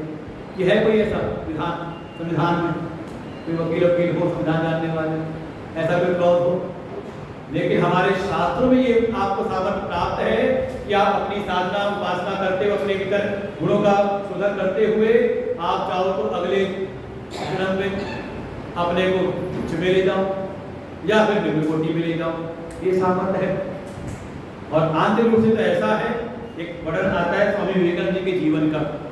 जब कहीं देश उनसे पूछा गया उनकी वर्ण के बारे में कि आप कौन से वर्ण के हैं, तो उन्होंने बड़ा सटीक जवाब दिया। कोई साधक अगर अपने जीवन को सुधारना चाहे तो उन्होंने कहा कि मैं क्या बताऊं कौन से वर्ण का हूं। जब मैं प्रातः काल सो करके उठता हूं और अपने शोधन स्वच्छता के कार्य में लगता हूं, तो अपनी सेवा में लग जाता हूं, तो मैं ही हो जाता हूं शूद्र वर्ण का। जब मैं बैठता हूं अपने आय व्यय का हिसाब किताब लगाता हूं, तो मैं ही हो जाता हूं वैश्य उस समय। और जब मैं अपने आत्मरक्षण के कार्य में लगता हूं, कहीं से कोई पत्ती आ रही है उसकी रक्षा में लग जाऊं, सोचे विचारने लग जाऊं, तो मैं ही हो जाता हूं क्षत्रिय। और जब मैं अपने परम उत्थान के लिए अपनी ज्ञान साधना ध्यान में प्रवेश करता हूं, संयम की साधना करता हूं, तो मैं ही हो जाता हूं ब्राह्मण। तो आप अपना आंतरिक शोधन तो कर सकते हैं और उसके लिए साधक को प्रयास करते रहना चाहिए। बाकी आप गुण कर्म को बाहर लगाने का प्रयास करेंगे तो विफल हो जाएंगे। अब मान लो आपको पारिवारिक कोई कार्य करना हो, तो शादी विवाह करना हो, तो समस्या हो जाएगी, बाहर से आप नहीं देख सकते, वहां तो आपको जन्म से ही देखना पड़ेगा। अपने व्यक्तिगत जीवन में आप कार्य कर सकते हैं इसके संवर्धन के लिए। और समाज में चिंता होती थी इसीलिए कि हर वर्ण का अपना एक अनुवांशिक गुण है, तो इसका संवर्धन करने के लिए व्यवस्था थी वर्ण के अनुसार विवाह करना। देखो ये इसीलिए था वैवाहिक। आज की बिगड़ी व्यवस्था है कि कौन कोई देखता रहता जाति शुरू हो गए सब उसमें, लेकिन इससे दोष आने लगे। भाई जैसे मान लो आपके पास कोई बढ़िया चीज है और उसको आपको किसी चीज से मिलाना है, तो आप देख रहे हो कोई बढ़िया और बढ़िया मिले, उससे हम मिलाएं इसको, इसका सहयोग उसके साथ करें जिससे कि इसकी जो उत्कृष्टता है वो और अच्छी हो जाए। तो यही है विवाह में भी, क्योंकि विवाह के द्वारा आपको नया वंश प्रकट करना है, नई प्रजा उत्पन्न करनी है, तो इनमें जो अनुवांशिक गुण हैं ये और ज्यादा, इसलिए कन्या का विवाह हमेशा उच्च गोत्र में करते हैं, क्योंकि उसमें क्या है, वो बीज रोपण करने की सामर्थ्य है। तो हमेशा जो है उसकी सामर्थ्य उसको श्रेष्ठ से लगा दिया, मतलब अपने ही वर्ण में उच्च गोत्र में करते थे। तात्पर्य यही था कि उसको हम श्रेष्ठ से जोड़े, जिससे इसके आगे जो आने वाली प्रजा है उसमें वो अनुवांशिक गुण और भी ज्यादा निखर करके प्रखर होकर के आए। ये सब हमारी सामाजिक व्यवस्थाएं थी वैवाहिक जीवन की। लेकिन अब धीरे धीरे अपना तो लोगों को इसकी समझ रही और ना इसकी महिमा को जानते हैं, क्योंकि चारों वर्ग की आवश्यकता समाज को है। भगवान इस बात को कहा सीधे कि ये चारों वर्णों के कारण, वर्ण व्यवस्था के कारण आपको इस मनुष्य लोक में कर्म के द्वारा सिद्धि शीघ्र प्राप्त हो जाती है। लेकिन अगली बात कहते हैं भगवान, तस्य कर्तारमपि मां विद्धि अकर्तारम अव्ययम्। एक अर्जुन, इन सब का कर्ता होते हुए भी, सभी कहा ना मया सृष्टि, मैंने इसकी सृष्टि की है, अर्थात इन वर्ण व्यवस्था आदि का संसार के जगत के सारे कार्यों को करता हुआ भी, हे अर्जुन तू मुझको इन सब का अकर्ता ही जान, कि मैं अव्यय हूं, अविनाशी हूं और मैं कुछ भी नहीं करता। ये है मूल उद्देश्य। अब वो अपने विषय पे आ रहे, जो मूल प्रमुख जो विषय है इस चौथे अध्याय का, क्या विषय है? ज्ञान कर्म संन्यास योग। अब भगवान उसकी भूमिका लगा कर रहे हैं यहाँ कि ज्ञान के द्वारा कर्म का संन्यास करना है, कर्म का त्याग नहीं करके। क्योंकि तीसरे अध्याय का प्रारंभ भगवान ने कहा था, न कर्मणाम अनारंभात् निष्कर्म्यम पुरुषोत्तमे। अगर तीसरा अध्याय ठीक से आपने पढ़ा हो तो आप प्रारंभ नहीं आएगा, चौथा पाठ कर लो। और स्पष्ट कहा था किसी को बात कहते हुए, न संन्यासनात् एव सिद्धिं समधिगच्छति। केवल कर्म के त्याग मात्र से जीव को परम सिद्धि अर्थात मोक्ष की, निष्कर्म की सिद्धि नहीं प्राप्त होती। तो कर्म का त्याग, बाहर कर्म का त्याग नहीं, बल्कि कर्म का संन्यास करना है ज्ञान की दृष्टि से। और भगवान अब उसी सिद्धांत को स्थापित कर रहे हैं कि उपाधि, माया की उपाधि की दृष्टि से देखें। जब भगवान मायोपाधिक हो जाते हैं, ऐसे तो है निर्गुण निराकार पर ब्रह्म सच्चिदानंद स्वरूप है, लेकिन जब कोई सृष्टि का कार्य करना होता है तो वो माया की उपाधि, हुई 3 गुण वाली माया धारण करते हैं और उनका स्वरूप हो जाता है वो ईश्वर भाव। तो माया की उपाधि से वो सब कुछ करते हुए भी अगर उनके नित्य स्वरूप को देखें तो उनमें कोई भी क्रिया विक्रिया नहीं होती।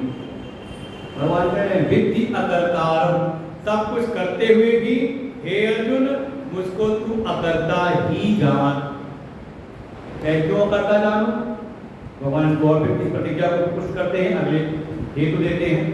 नमाम कर्माणि लिम्पन्ति न मे कर्म फले स्पृहा इति मां योऽभिजानाति कर्मभिर्न सबध्यते। नमां कर्माणि लिम्पन्ति न मे कर्म फले स्पृहा इति मां योऽभिजानाति कर्मभिर्न सबध्यते। क्योंकि हे अर्जुन मैं जो कुछ भी करता हूं, मेरे जो किए हुए जो कर्म हैं, न माम कर्माणि लिम्पन्ति, माम न कर्माणि लिम्पन्ति, मेरे द्वारा किए गए कर्म हैं मुझ पर लिपायमान नहीं होते, अर्थात उन कर्मों का प्रभाव मुझ पर नहीं होता। वो कर्मों का जो बंधन है मुझको नहीं प्राप्त होता। क्यों नहीं होता? न मे कर्म फले स्पृहा, क्योंकि मुझे अपने किए हुए कर्मों के किसी फल की स्पृहा नहीं। समझे? कहीं ना कहीं जब हम कुछ करते हैं तो हमारे अंदर 2 प्रकार का अभिमान होता है। एक है कुछ भी करते हैं तो कर्म के फल की स्पृहा, अर्थात कर्म के फल की इच्छा होती है, जो भी कर रहे हैं इसका क्या परिणाम होगा। हमारे मेरे मन में भी होता है, जो प्रवचन कर रहे हैं जो सुना रहे हैं इसका क्या परिणाम होगा, सामने वाला हमारी बात को सही समझेगा या कहीं ऐसा तो नहीं हमारी बात को गलत अर्थ ले लेगा। हो सकता है कि नहीं? अगर ये ऐसी कोई भी इच्छा से आप खो रहे हैं, इसे कहा हर फल की इच्छा से खो रहे हैं, तो इसे कहा भोक्तृत्व का अभिमान, फल भोग का अभिमान। ये कहीं ना कहीं रहता है।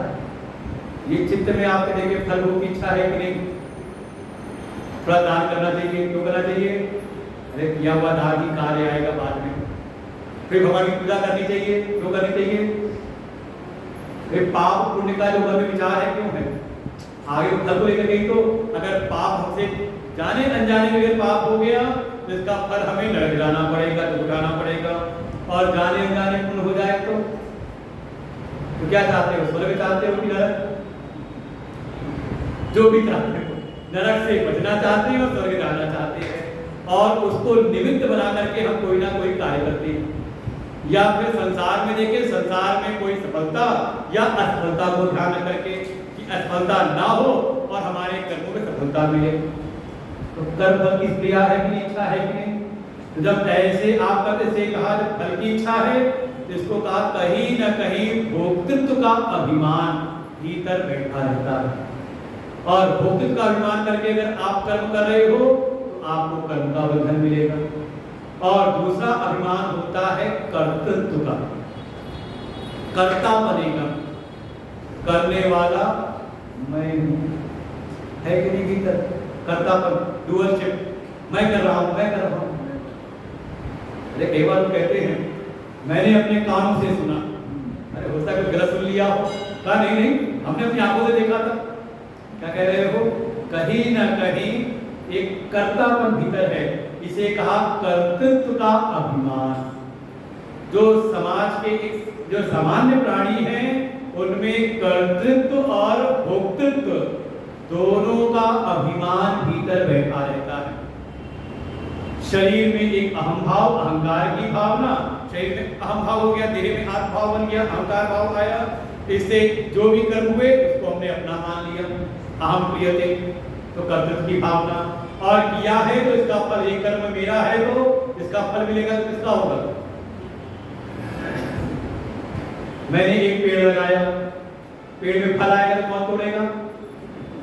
पेड़ में फूल आया तो तोड़ के ले जाए तो झगड़ा नहीं करते। हमने इसको लगाया, हमने इसको पानी दिया और सुबह को मौका मिलते फूल तोड़ के ले जाते हैं। बड़े आएंगे सब, मन में होता तो नहीं। इसी दुनिया की इसी जगत की मिट्टी, इसी जगत का बीज, इसी जगत का जल, सब यही से कुछ हमने बनाया नहीं, लेकिन अपने कर्तृत्व का एक मान भीतर रहता। तो जिसके भीतर इस देह में अहम भाव, अहंकार भाव, इसके द्वारा की गई क्रियाओं में कर्तृत्व का भाव और उस कर्म के फल में भोक्तृत्व का भाव जिसके भीतर है, तो समझ लें उसको कर्म के बंधन होते हैं। भगवान कहते हैं सारे सृष्टि का कार्य करने के बाद भी मैं अकर्ता हूं। क्यों? क्योंकि मेरे द्वारा किए गए कर्म उसको लिपायमान नहीं होते, क्योंकि मेरे भीतर कोई अहम भाव नहीं। अच्छा, भगवान ने कभी आपको कान जाके कहा देख तेरे लिए मैंने ये किया है, उसको बढ़िया घर में तेरा जन्म कराया, बढ़िया तेरे को अच्छी तरह शिक्षा दिलवाई, देख देख के भूल जाता है मेरे को? भगवान ने कभी आगे कहा? हाँ, हम किसी के लिए कुछ कर दे थोड़ा भी तो जब तक 2-4 बार जता ना दे तब तक शांति रहती नहीं। तो सही अंतर है। भगवान कह रहे क्योंकि मेरा कहीं किसी भी इस शरीर आदि में किसी भी क्रिया में मेरा अहम भाव नहीं है और ना ही मुझको किसी कर्म फल की इच्छा है, ना कोई कर्तृत्व का अभिमान, अपने किए हुए का कोई अभिमान, और ना ही किसी फल भोग का अभिमान, ये दोनों नहीं है।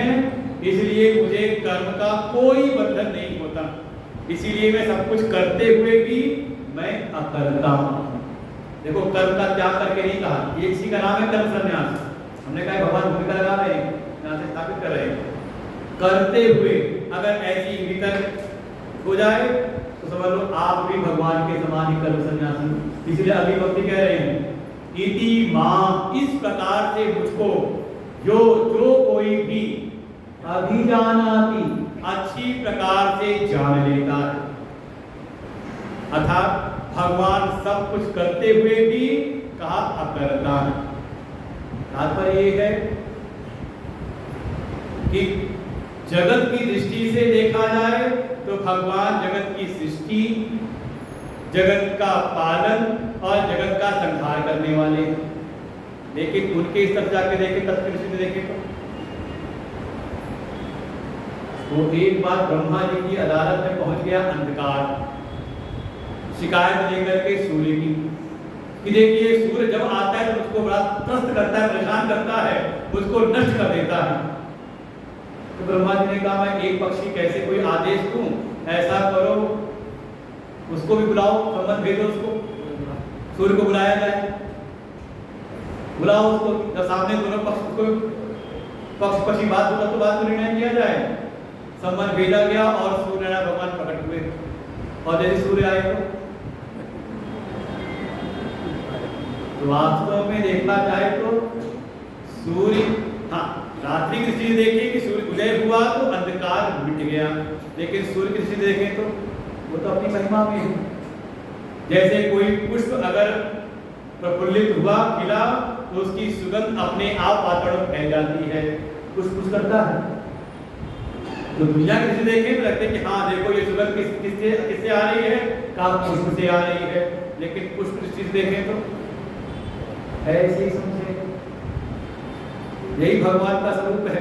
और देखिए भागवत में भी सबसे शुरुआत में इसी बात को कहा, तेरे ब्रह्म हृदय आदि कवये मुह्यते सूर्यः तेजो वारिणाम यथा विनिमयो यद सर्वोमया धाम्ना स्वेन सदा निरस्तकोकम सत्यम परम धीमहि। सारे जगत की उत्पत्ति स्थिति के हेतु होते हुए भी भगवान कहते हैं मैं अपने आप जो अपना नित्य स्वरूप है, माया से रहित जो मेरा स्वरूप है, उसमें ना तो कोई उत्पत्ति है, न स्थिति है, न प्रलय है। ऐसा भगवान को जो जान जाता है, उनके उस अकर्ता स्वरूप को, सब कुछ करते हुए भी उनके अकर्ता स्वरूप को जो जान लेता है, ऐसा जो जानने वाला है वो भी कर्म भी न बंधे, वो भी फिर कर्म के बंधन में नहीं पड़ता। इसीलिए, और ऐसा नहीं कोई आज ही हुआ हो, पहले से चला आ रहा है। एवं ज्ञात्वा कृतं कर्म, एवं ज्ञात्वा कृतं कर्म, पूर्वैरपि मुमुक्षुभिः, पूर्वैरपि मुमुक्षुभिः गुरु कर्मैव तस्मात् त्वं पूर्वै पूर्वतरं कृतं एवं ज्ञात्वा कृतं कर्म पूर्वैरपि मुमुक्षुभिः गुरु कर्मैव तस्मात् त्वं पूर्वै पूर्वतरं कृतं।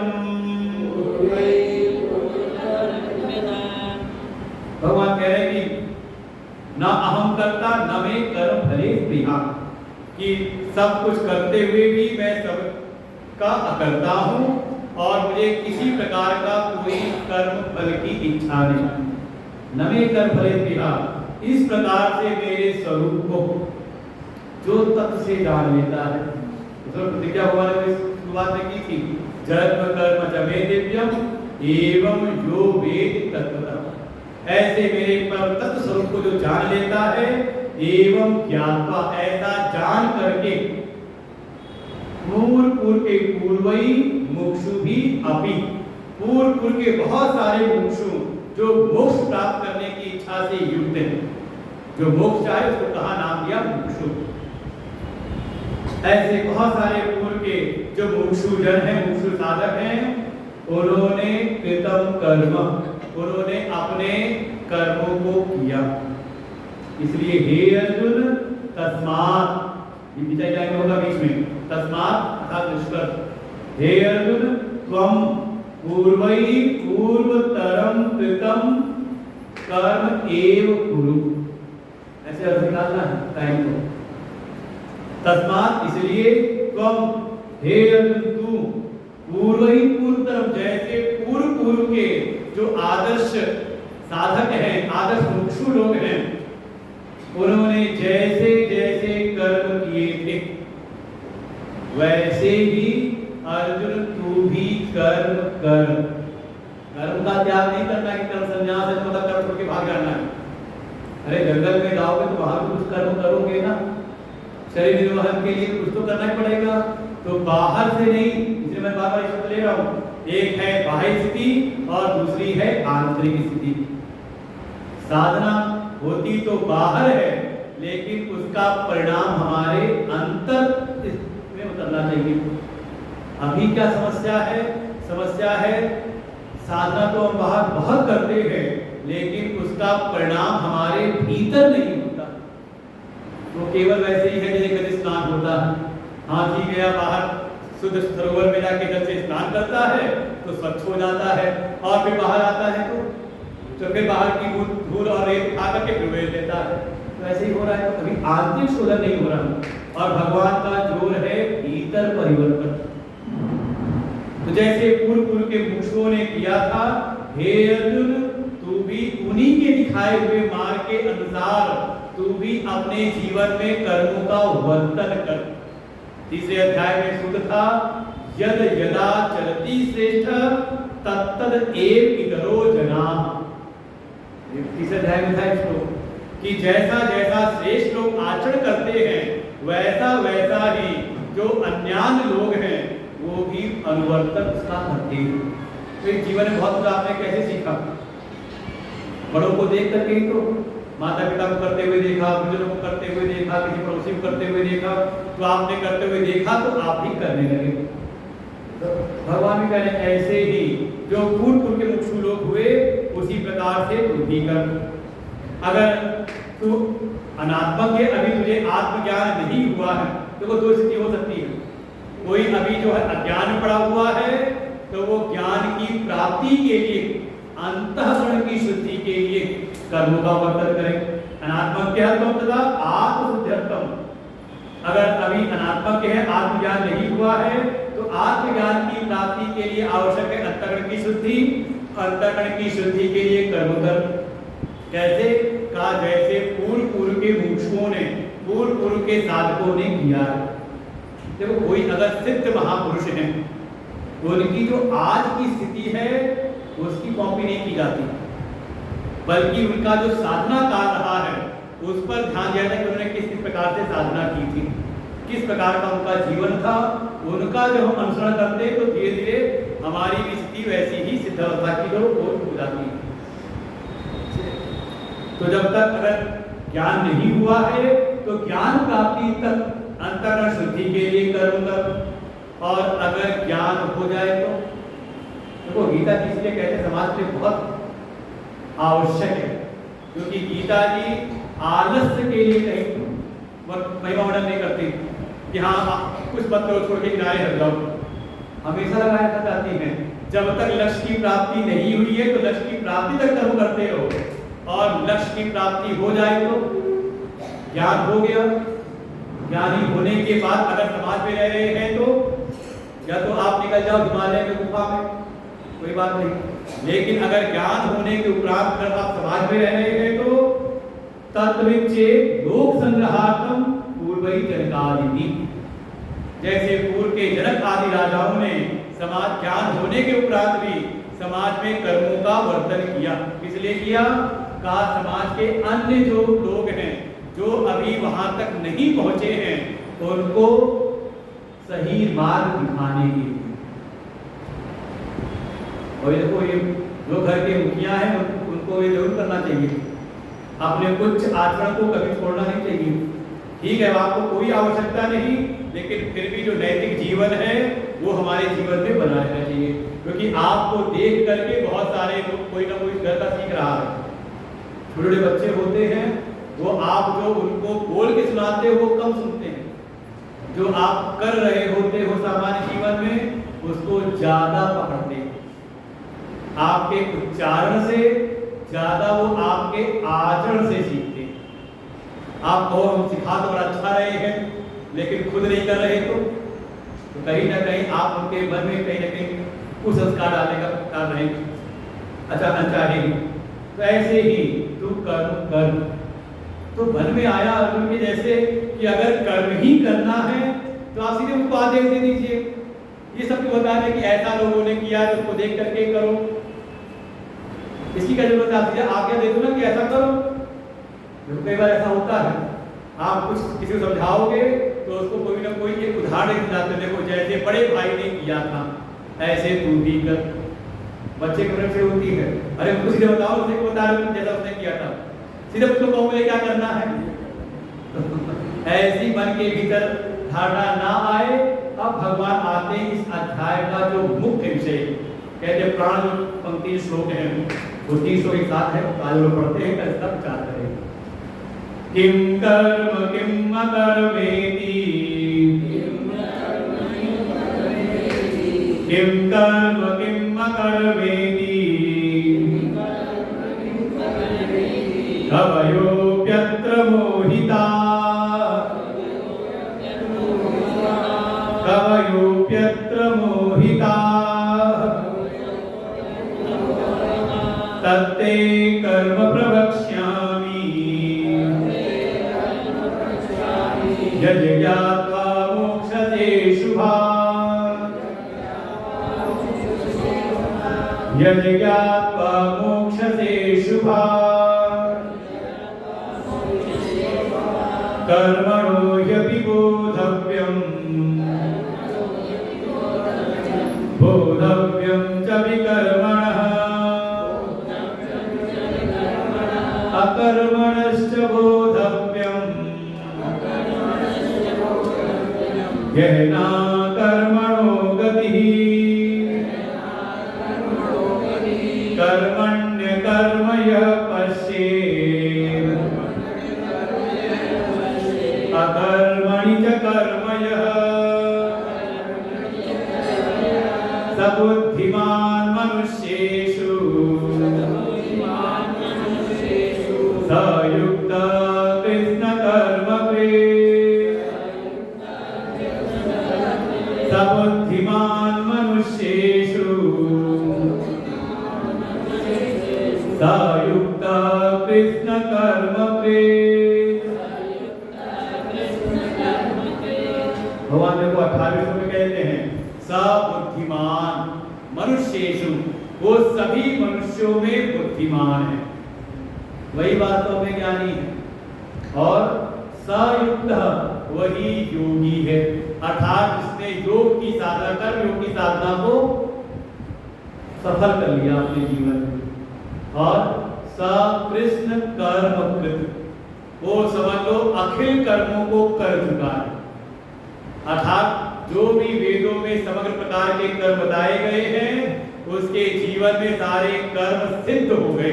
अब वो कर्म करे या ना करे उस पर कर्म का कोई प्रभाव नहीं होता, अर्थात भगवान कह रहे कर्म फिर न संबद्धते, वो फिर कर्म के बंधनों से मुक्त हो जाता है। इसके लिए भगवान पूरा प्रश्न लेकर के आ रहे हैं और अर्जुन का हे अर्जुन कुरु कर्म तस्मात् त्वम्, इसलिए तुम वैसे ही कर्म को करो। तो अर्जुन के मन में आया कि आपको अगर कर्म ही करना है, यही कर्तव्य है, तो आप सीधे आदेश दे दीजिए। कर्तव्य तद्वचनात् एव, आपके कहने मात्र से मैं कर्म कर दूंगा। ये आपको कह रहे हैं जैसे पूर्व के लोगों ने किया वैसा कर। भगवान कह रहे हैं इसलिए कह रहा हूं क्योंकि किम कर्म, कर्म क्या है, किम अकर्म इति, अकर्म क्या है इति, इन विषयों में कर्म और अकर्म, इन विषयों में कवयो अपि अत्र मोहिता, अत्र कवयः अपि मोहिता, इन विषय में इसमें जो बड़े मेधावी, ये कवि शब्द है हमारे पुस्तकों में गीता जी में आया हुआ है। कवि माने, आज जब कवि माने कोई तुकबंदी कर दे, वो जहाज में लोग बैठे थे तो बैठे बैठे किसी ने बोला तो बातचीत कर लेते हैं आपस में, हाल चाल पूछा कि भाई आप क्या करते हो, अपना काम बताया। तब तो बंदे उठे पूछा आप क्या करते हो, तो मैं कविता करता हूँ। फिर उसने पूछा क्या ऐसे कुछ हुआ, तो कहा बस कुछ ना कुछ कम देता है। मतलब कवि माने आज के समय में कोई तुकबंदी कर देना, कुछ काव्य रचना करना, कहते कवि है। कवि तात्पर्य है कवयः क्रांति दर्शिनः, यहाँ पे शब्द का अर्थ दिया कवयो मेधाविनः, जिनकी मेधा जगी हुई है। हमारे उपनिषदों में आया क्रांति दर्शिनः, कि जैसे कोई वस्तु या कोई परिस्थिति है सामने, हमने तो उसको देखा और निकल गए, लेकिन कोई ऐसा है ऊपर की वस्तु को देख करके उसके भीतर की सुंदरता को पकड़ लेता है। कौन हो गया, कोई रचना कर दी देख करके, उसकी अपने शब्दों में रचना कर दी, तो आपने कहा कवि। ऐसे जो बड़े गहन विषयों का विचिंतन करने वाले हैं, ऐसे जो मेधावी लोग हैं, परम विद्वान लोग हैं, वे भी कर्म क्या है अकर्म क्या है इस विषय में मोहित हो जाते हैं। तो यही तो कथा शुरू हुई है गीता जी की। अर्जुन ने ये बात कही थी ना दूसरे अध्याय में कि मेरा चित्त अपने धर्म के विषय में अर्थात कर्तव्य के विषय में सम्मोहित हो रहा है। कार्पण्य दोषोपतस्वभाव पृच्छामि काम धर्म सम्मूढ़ चेता, अपने धर्म अर्थात अपने कर्तव्य के विषय में चित्त मोहित हो रहा है। हमारे अच्छे अच्छे मोहित हो जाते हैं, इसलिए तेरे लिए तत्कर्म, मैं उन कर्मों को प्रवक्ष्यामि बतलाऊंगा, यदि ज्ञात्वा, जिसको जान करके मोक्षते अशुभात्, तू अशुभ इस संसार रूपी अशुभ से तू मुक्त हो जाएगा। तो ये विषय क्या है, कर्म क्या है अकर्म क्या है, इसमें अच्छे अच्छे जो मेधावी हैं। अरे कई बार आपको अपने जीवन में लगता होगा अब क्या करना है आप समझ नहीं पाते, और कई बार जो नहीं करना है वो कर बैठते हो, और जो करना है वो नहीं कर पाते। अच्छे अच्छे मोहित होते हैं, अगर आप भी हो रहे हो तो कोई चिंता की बात नहीं है। इसलिए आवश्यकता है कि कि जो कर्म के रहस्य को जानते हो उनके पास जाकर के हम निर्धारण कराएं। यहाँ भगवान कह रहे हैं कि तुझको मैं बताऊंगा अच्छी प्रकार से, उन कर्मों के रहस्य को मैं तुझको बताऊंगा, जिससे तू उन कर्मों के परिणाम स्वरूप जो भी फल हो रहे हैं उनसे तू मुक्त होगा। कर्म करते हुए भी तुझे कर्म का फल प्रभावित ना करे। कोई कर्म करे ना, सोचे कर्म किया तो कर्म के फल को भोगने के बार बार आपका आवागमन चलता है। इसलिए भगवान मैं बताऊंगा तो कर्मणो हपि बोधव्यम, तुझे मैं कर्म क्या है उसका भी ज्ञान कराऊंगा, उसको जानना चाहिए। बोधव्यम च विकर्मणः, एक शब्द और जोड़ दिया, कर्म ही नहीं विकर्म क्या होता है उसको भी जानना चाहिए। और तीसरा अकर्मणश्च बोधव्यम, अकर्म क्या है इसको भी जानना चाहिए। क्यों? क्योंकि गहना कर्मणो गति, कर्म की जो गति है अत्यंत ही गहन है, रहस्यमयी है। हम एक सामान्य दृष्टि से देखें तो उसको नहीं जान पाते। इसमें गहनता क्या है कि कैसे इनको जान करके कर्म, विकर्म और अकर्म, इनको जान करके कैसे इनसे मुक्त हो सकते हैं, वो सूत्र अर्थात इस अध्याय का जो मूल विषय है कि ज्ञान के द्वारा कर्म का संन्यास। तो ज्ञान की दृष्टि जो है वो 18वें अध्याय की पहली पंक्ति है, कर्मणि अकर्म यः पश्येत्, कर्म में अकर्म को देख ले, और कर्मणि अकर्म यः, और कर्म में अकर्म को देख ले, अकर्म में कर्म को देख ले। समझ लो यही है ज्ञान की दृष्टि। समझा की बात? कर्मणि कर्म, कर्म में अकर्म को और अकर्म में कर्म को जिसने ऐसा देख लिया, इसको जान लिया, समझ लो वही हो गया बुद्धिमान, वही हो गया ज्ञानी, वही हो गया कृत्य।